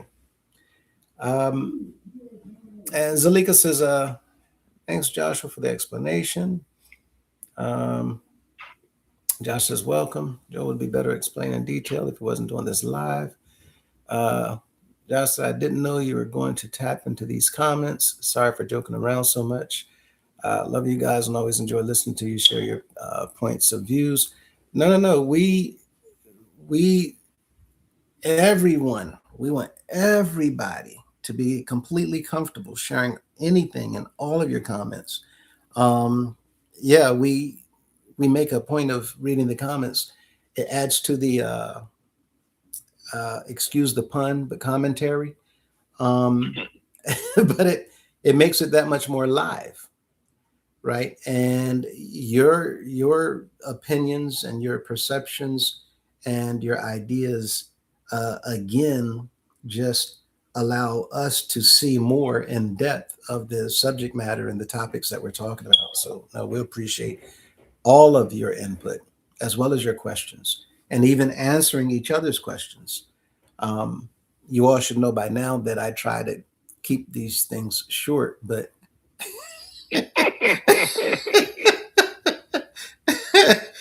that's one thing when I'm watching them and I hear you say, all right, we're going to jump right in. I'm always, whatever. 4 or 5 hours later. Yeah, and I get that all the time. How long you think it's going to be? Well, I'm going to try for an hour, no longer than 2. Okay, so that's at 1 o'clock morning. But no, we appreciate it all. And that's the thing. People, they're enjoying these videos so much that they're literally watching 3, 4, and 5 hour long videos. Right. So it's, to you guys. Credit. I know when you go live, I'll watch the live, and I'm on the office, so I'm always tired. I'll take a nap, wake up, you still be on live, and I'll finish watching it. Then you go off it live, and then I'll go back on and start it from the beginning and watch it again to see what was missed. Yeah. It's been interesting to see how they kind of go different ways, especially how we try to navigate the conversations. But Zalika says, oh yes, I know frequencies are powerful, what you were talking about earlier. I did read how some of the church leaders did visit people who read fortunes and tarot cards. And here's confirmation, right? I did not know that until I saw a video of a woman who's a witch. And they go into complete detail. This woman actually talks about going to a spot on a river, and you can kind of see a ripple in the water on the surface in the form of a circle. It's just the natural current of the water, but it's making a circle that's literally as wide. Its radius is about maybe 10 feet. And she said, that's the spot. And they went in this boat, and she said a certain time they were to go and take this trip, but a fish came up. And a fish came up, and they all entered into the fish's mouth. Wow. And the fish took them underwater down to the rocks And there was a demon there that pulled the rocks back, and it was a doorway that entered into hell. And they go into more and more detail. Now, many people don't believe in these types of things, but those individuals can tell you in such graphic detail and how they can manipulate people's lives and the things that they're doing and how they go about doing it. It will literally blow your mind. We had a woman who was a witch, and involved in a satanic church. She was the daughter of the high priest, and she came Bible studies, eventually became a member. But she turned from that life, and the things that she would talk about, she could tell you anybody she met. She could tell you things about your life from your childhood, and you never met her a day in your life. Wow. And you're asking and wondering, how in the world you know this? And she goes into different details. But these things are real, right? But again, we're grateful for all of your comments and your involvement. Ms. Corinne says, yes, somebody does have the heart. You're absolutely right. And that is a weakness on Mr. Cunningham's part. Back to your comment about his assumptions that no one's going to do or say or raise anything, that we have a bunch of dumb people. Do you see certain similarities in other religions and organizations that remind you of yours? Zalika says. What do you think, Brother Perry?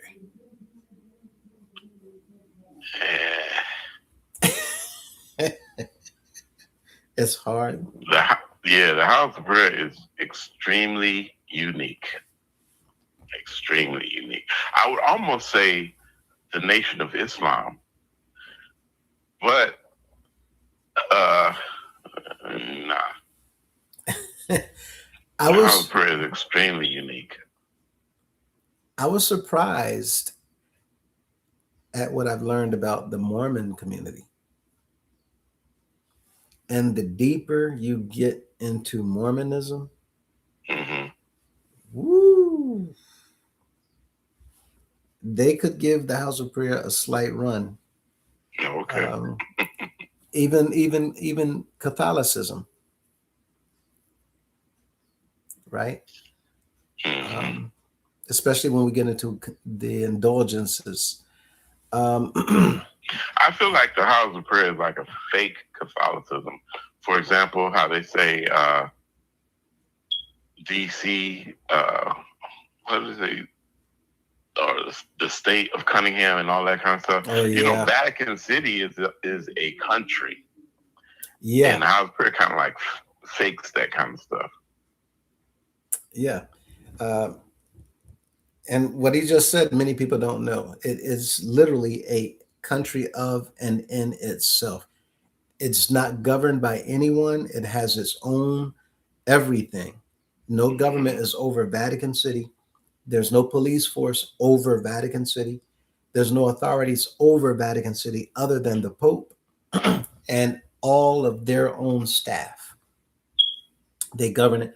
And it's pretty much set up like Israel was meant to be, according to the commandments given to Moses, right? To govern yourselves and your territory. The same thing with the House of Prayer. He was talking about Pennsylvania. Mr. Commodore coined it, the state of Cunningham. I wonder if you crossed to Pennsylvania or Philadelphia, what would they say if you asked them, how do you feel living in the state of Cunningham? Right. DC, Zion, or the district of Cunningham. Right. Zalika says, meant to say holiness, not holiness. Okay. Zalika would love to talk to you and Brother Perry anytime. Email me at the email address we stand for right 2024 at gmail.com, and we can set something up. And we can set something up, making sure also with Brother Perry to be involved. I'm not upset. I'm happy. Short is a joke. I think that's talking about the videos and the length of the videos. Joshua, spirits are real people. Absolutely, absolutely. And what's going on in here? Um, Let me bring something up that uh, this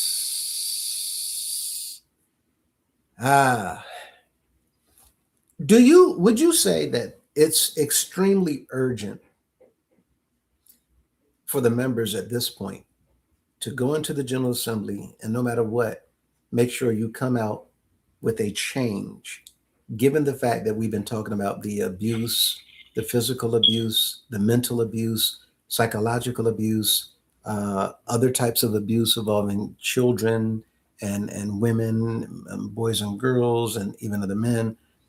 Um, and these things that have been covered up for so long and taking place even under former leaders. Would you say that at this point, with all of these things that's come out, that no matter what, the delegates just simply need to come out of there with a win?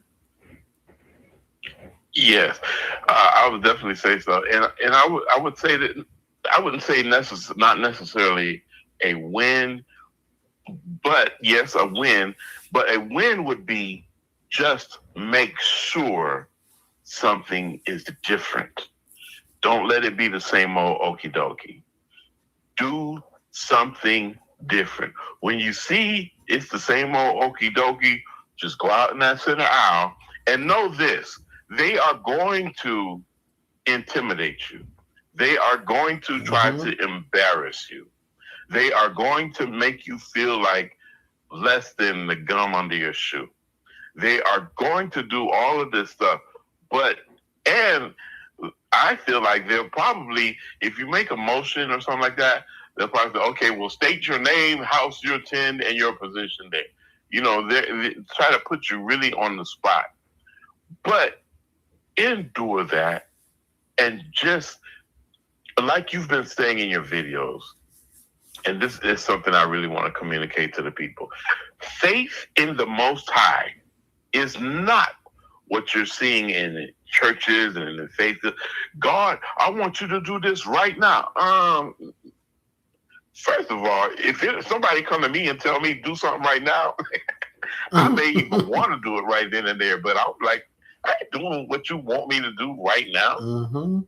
I'll get to it when I get to it, you know? So that faith is not that. Faith is, this is what I know to be right, and I'm going to take the right steps. And even though it might be off a cliff, I'm going to step out on faith. And I learned this from Dr. Cornell West. Faith is when you step out on nothing and you land on something. Please have faith and just know, first of all, does your God love you? If your God loves you, have faith that your God is going to be there for you. You just continue to do the right things. Don't make demands of the Most High. Continue to do the right thing and keep it in your prayers that righteousness comes out of it. But it's not a right now thing. And I remember playing football in high school. I became an elder when I was a senior in high school, and they knew I was a minister. So the coach would say, okay, Perry, come on and pray. And in my mind, I would be like, for what? I'm not going to ask God to let our team win the game. What do y'all want me to pray for? You know, like God's going to be on our side. Why? That don't make sense to me. Right. So I would pray that everybody that gets on the field, that we're all safe, you know, stuff like that. But understand that faith is to believe in the right thing and just keep on stepping. And that's what you have to do. In the house of prayer, it's going to be challenging because them dudes is going to do their best to intimidate you and make you feel small in every way. But don't let the okie dokie happen. Don't let this General Assembly be the same as the past 100 or whatever there have been General Assemblies. Don't let that happen.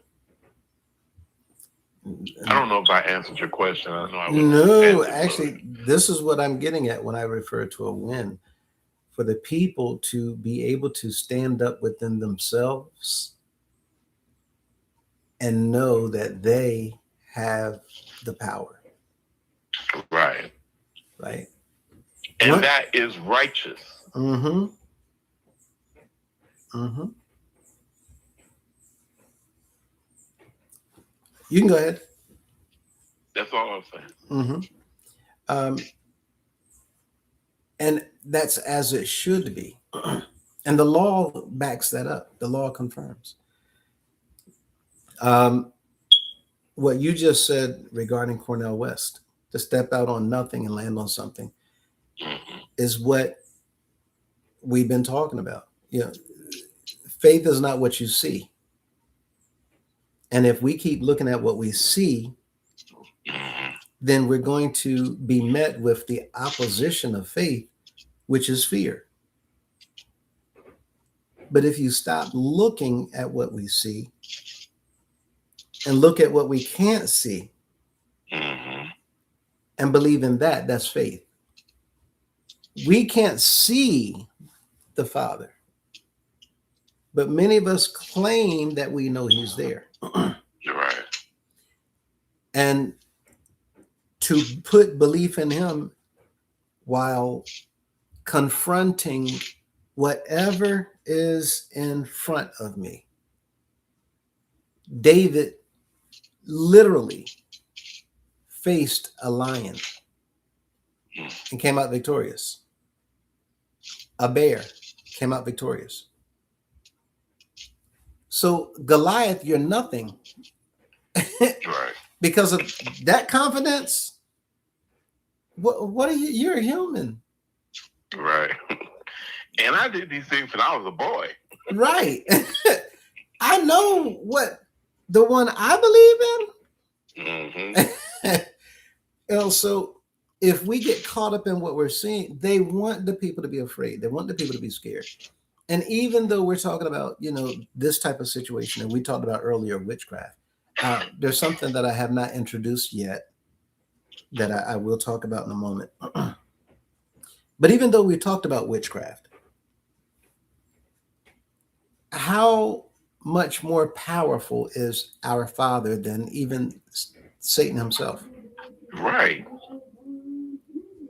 They were put out of heaven, not even kicked out, put out. Not by the Father, but by other angels. The Father didn't even get up. The Father is the creator of all things. Everything is beneath the Most High. That's why we call him the Most High. Everything is beneath and subject to the Most High. And as my main thing is, does your God, it's not even do you believe that your God loves you?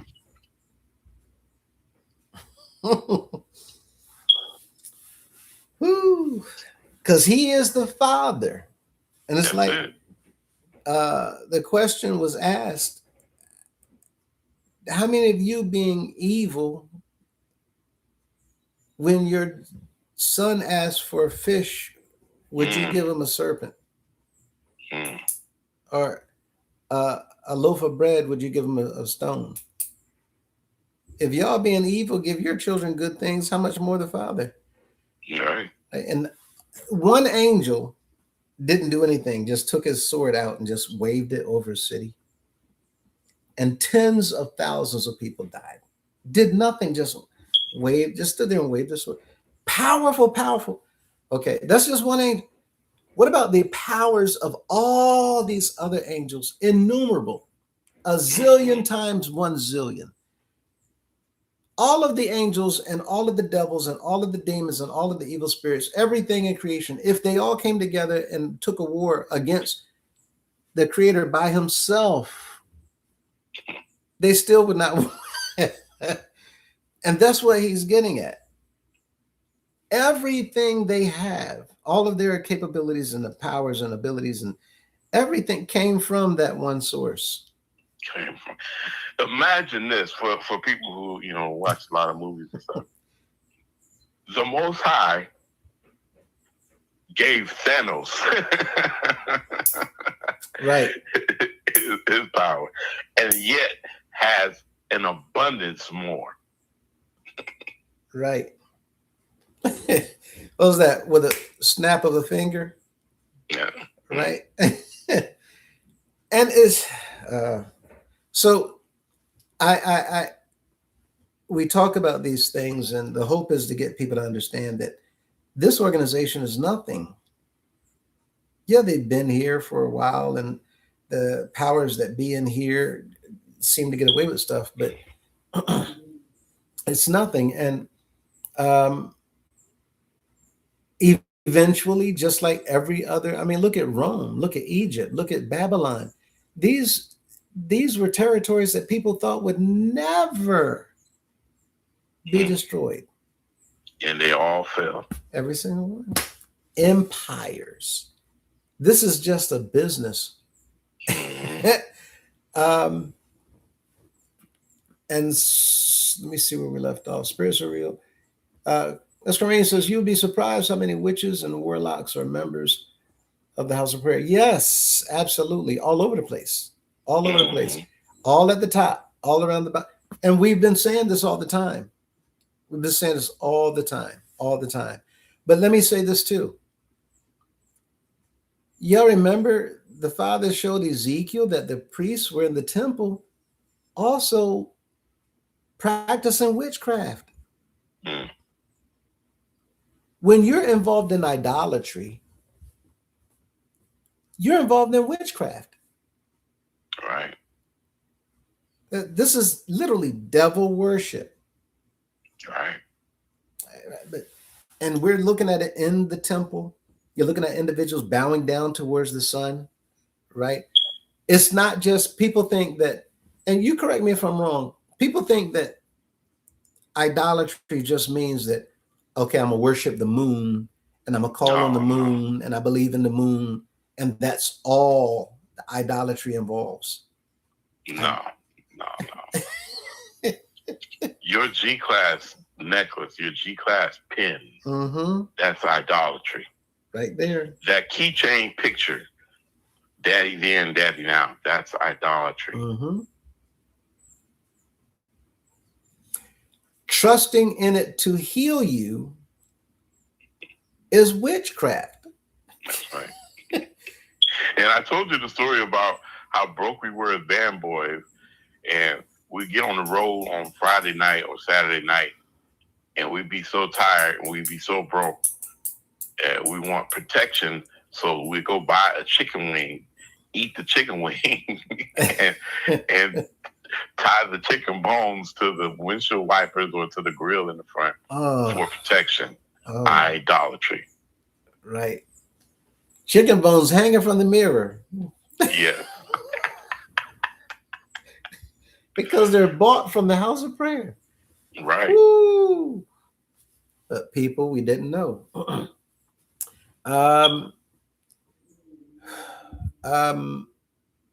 Zalika says, I was reading about it, and one of the church leaders of a well-known religious organization is on. One of the church leaders of a well-known religious organization is on one of the tarot cards. Wow. Yeah, I wouldn't have known that. Josh says, any religion that has one man at the top is similar, but there's a whole lot of difference indeed. Talking about different denominations. Blanche says, well, I feel like I should flee to another country, but where in the world can I go? It's everywhere. This is everywhere. In some countries, you don't have a freedom to practice a religious belief or your worship at all. Right? Blanche also says, crazy is everywhere, and so is evilness. Absolutely it is. Yes. Yeshua is king. The witchcraft is running rapid within the House of Prayer organization. I'm telling you, Brother Lewis. Yeah, no, I agree with you. It is. And we know, founded on it. Yeah. We know it is. We know it is. I'm just saying I've never worried about it. And I continue to not worry about it. The wicked one, when we see the 10th chapter of Matthew, right, that he gave the disciples power over what? All evil spirits, all manner of sickness and disease. That included witchcraft. Right? The wicked one could not stand against them. If you look at the 10th chapter of Luke, you'll see that the 70, when he sent them out, they came back to him exclaiming in excitement how the spirits are subject to them through his word. They were excited. He said, don't be excited about that. Be excited that your names, this work that we do here, the hope is that we can find eternal life, that our names will be written in the book of life, to not be caught up in these things down here. So the stuff, when we talk about witchcraft, we can't fear it. It's been a part. In fact, even Moses was commanded about individuals that are Israelites, individuals, all of Israel, they were commanded against involving themselves in witchcraft. Necromancy is a part of it. And yet Mr. Cunningham is talking about, and just like all these others, I have their spirit in me. Every one of the past leaders, I have their spirit in me. That is necromancy. And like, brother, do you realize what you are doing to yourself?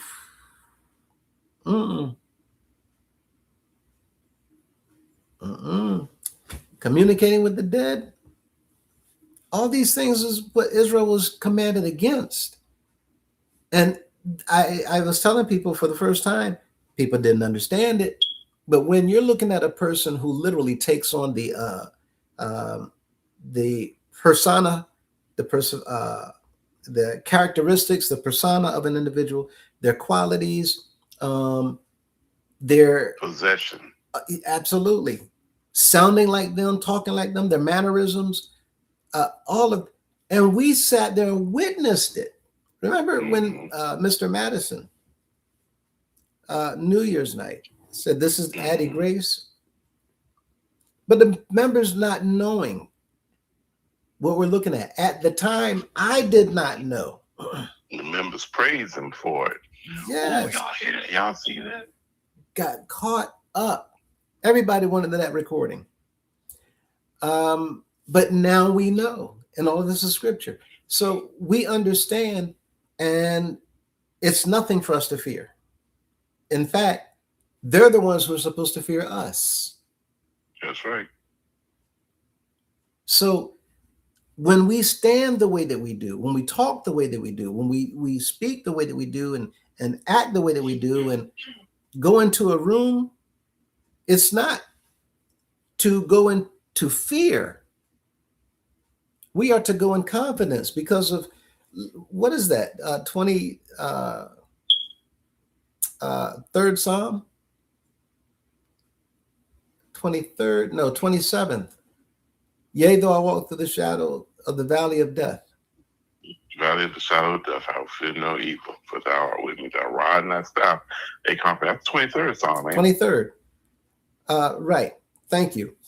Now, what is he saying? The Lord is my shepherd, I shall not want. Who is his shepherd? He's saying, you are my protector. A shepherd is a protector of the flock. He's saying, you are to me what I am for these sheep that I have. And if he getting out there to face a lion, he's not going to run from it. He confronted it and killed it. So this is what we need to understand. This stuff, Cunningham and the council, they want us to be afraid. You can't go in there afraid. You have to go in there with knowledge. That's why when we talk about the Red Cross, you will never have a business where they have a board meeting and board members are going in there and they're terrified of the CEO. Right. You'll never, you will never see that. But the crazy is everywhere, and so is evilness. Absolutely, absolutely. The witchcraft is running, and yes, absolutely, Yeshua's king, and we know it. But it's no big deal. No big deal. Miss Corrine, I would say Pastor Gino Jennings Church. I have attended one in Columbia, South Carolina, one in Charlotte.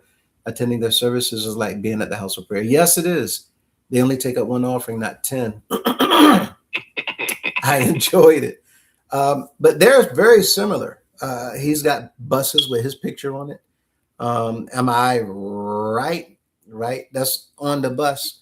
He does a lot of marketing of himself. But it's similar. TD Jakes, he took a lot of things from the House of Prayer and implemented as well. But at any rate, there's different places. Josh says we walk by faith, not by sight. 2 Corinthians 5:7. Absolutely. Zalika, is it west and for right? Is it west and for right? Let me know what you mean, Zalika. Not understanding that. There may be a typo. Josh says faith is how you live and act and what you say and do. Yes, and adding again, not the important thing about understanding faith is that you can't see it. Whatever it is that you're trying to do, you can't see your way. You don't know how it is going to be accomplished other than simply believing in the Father. And let go. There was a member, Josh might remember him, Elder Wilson, Brother Malik or whatever. He, to this day, he praises me. I remember you had so much faith. We walked in. This is before the building that we had was renovated. We walked in the house of prayer, and it was raining so hard outside, and it was raining inside. And we were walking, we were going in to have men's Bible study. He said that when we walked in, you put up a couple buckets or something like that to catch the rain. He said, but it was raining inside with water pouring from the ceiling. And I was like, what are we going to do? And you told me we going to go ahead with God's business. He said, man, we went through and had that Bible study. And by the time it was over, we were leaving and the floor was dry. And he said, you wasn't even thinking about it. And I'm like, that's faith. We're out there to handle God's business. You just go on with what you're supposed to do. Don't get into God's business. God know what he's doing. I don't care if it's not my business whether it rain or, it floods inside that building. That's not my business. My business is to conduct this Bible study. Now I might ask God, could you hold back the rain or something like that? But it's his business. That's not my business. The outcome, you were saying it last night, we don't know what the outcome will be. Only thing you're telling the people, General Assembly is this weekend. Right. I'm going to prepare you so that you go in and you know what to do. But there's no guarantee of any change. We don't. God's business is God's business. He's going to handle his business as he desires, not as I tell him to. I have no wisdom above the Most High.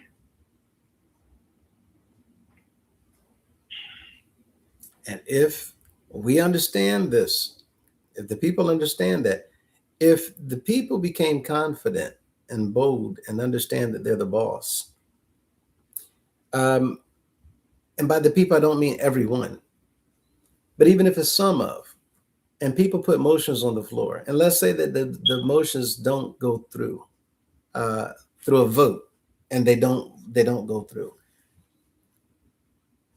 The mentality coming out of that meeting is going to be completely different.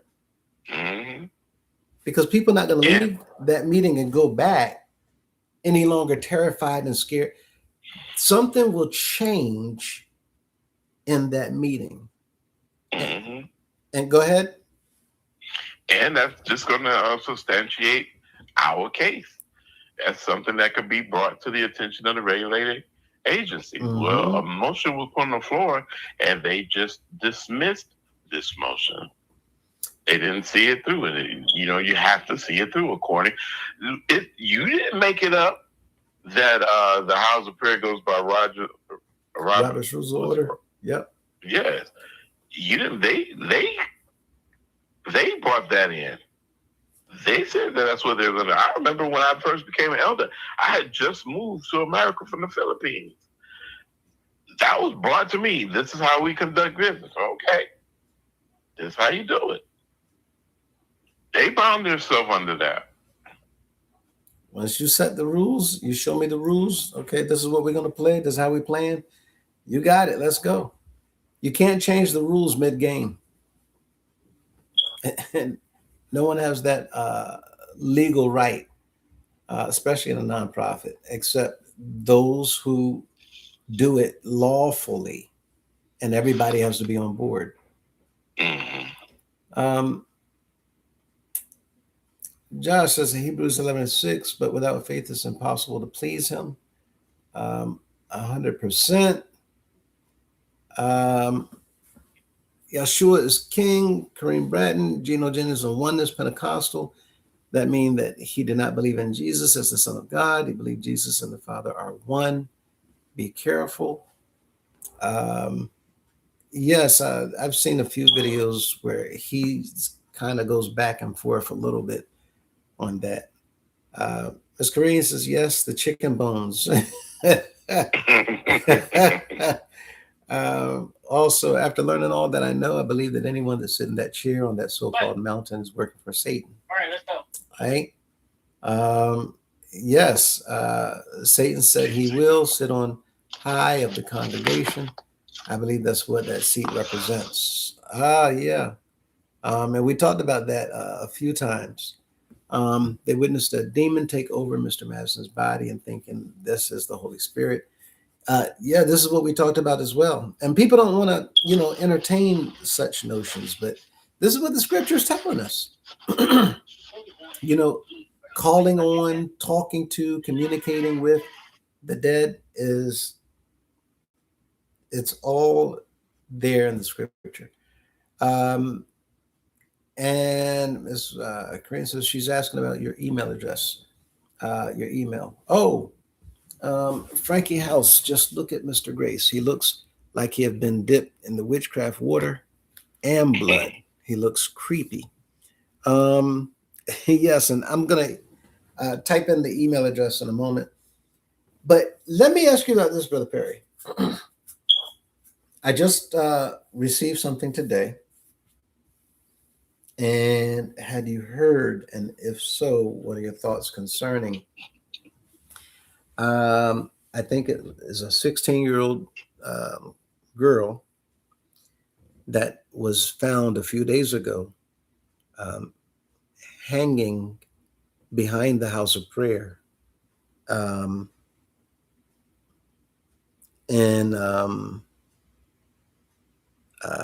Sugar Creek behind Dorada in Charlotte. And I just got this today.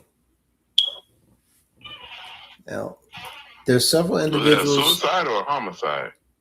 Well, it was determined after an investigation to be a suicide. However, again, it's one of those things that make you really, really wonder. Because it was behind Dorada. Dorada has a little walkway that goes down to a pond. There's a gazebo in the back. And it was there. And it's easy to determine that somebody took while also covering up that they didn't. And we know that all the time, things like this that can be labeled as one thing may not actually be what it was labeled as. Right. But also, there's individuals that have looked at this timing and with what's coming up in a few days, and I've had thoughts about that as well, especially when we're talking about the subject of witchcraft. I thought it was very interesting.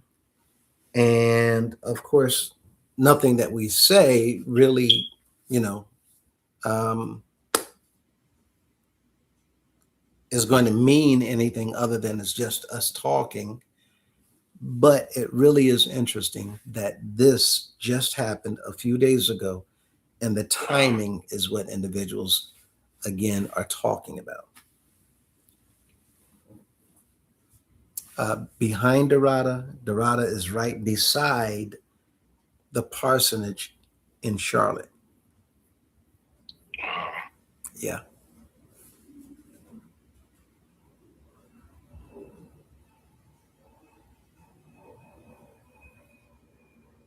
There's some things that had come up and we found in research. Um, During that research, it talks about certain rituals. Um,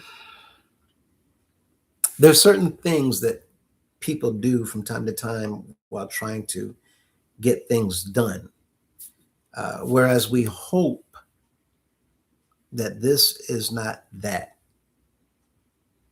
We hope that nothing about this has anything to do with foul play or dark arts.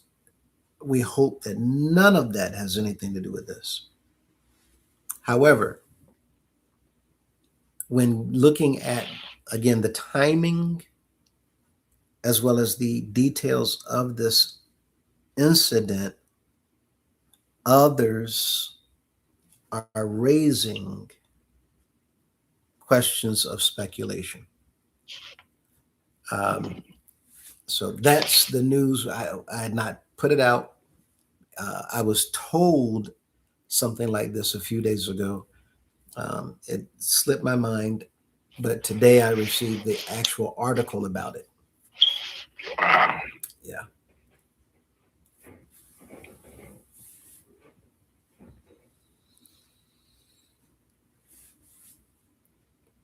So looking at all these things and knowing that there are things taking place, again, um, what I want to convey to everyone is not to allow any of these things bother you. Even if there are things that are determined to be, workings of dark arts or anything involving anything other than relying on, turning to, leaning on, trusting in our Father in heaven, or uh, our Savior, His Son, the Messiah. When it comes to everything else, we swipe up. We leave it in His hands. Other than that, all we can do is what we can do. What we can't do, don't worry about it. What you can't change or fix, just leave it alone. What you can do, change or fix, then just get busy doing those things and leave the results also in His hands. And that's what we're doing while we're working towards educating individuals as to what they need to understand about a formal procedure coming up in the General Assembly. We're educating for you to utilize this information. Um, the hope is that you do, and we'll see what happens. But other than that, um, is there anything else that you'd like to add, share, or touch on, Brother Perry? Just to reiterate, have faith and know know that the Most High loves you. And people who are against us, or people who are those of you who are still in good standing with the house prayer and all that, please identify the disregard and disrespect that is being shown toward the Most High and His Son. Mm-hmm. Didn't Jesus, Yahusha, I say Yahusha, it's the same as Yahusha. Mm-hmm. Giving his life, don't we call that the ultimate sacrifice? And if he could give the ultimate sacrifice, what is your pennies sacrificing? What is that for?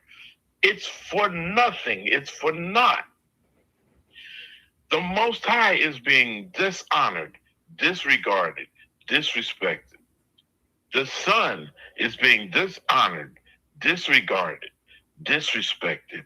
You are being dishonored, disregarded, and disrespected.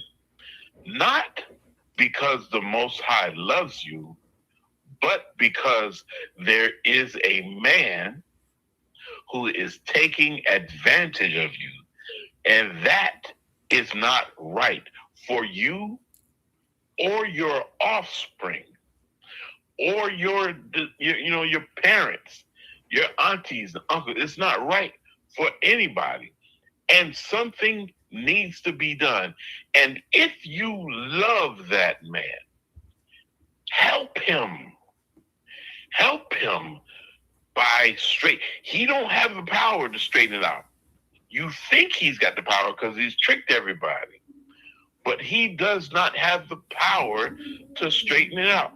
If you are 16 years or older and you're able to get into this General Assembly, you have the power that he doesn't have. Just because you don't sit in that big white seat does not mean that you don't have the power.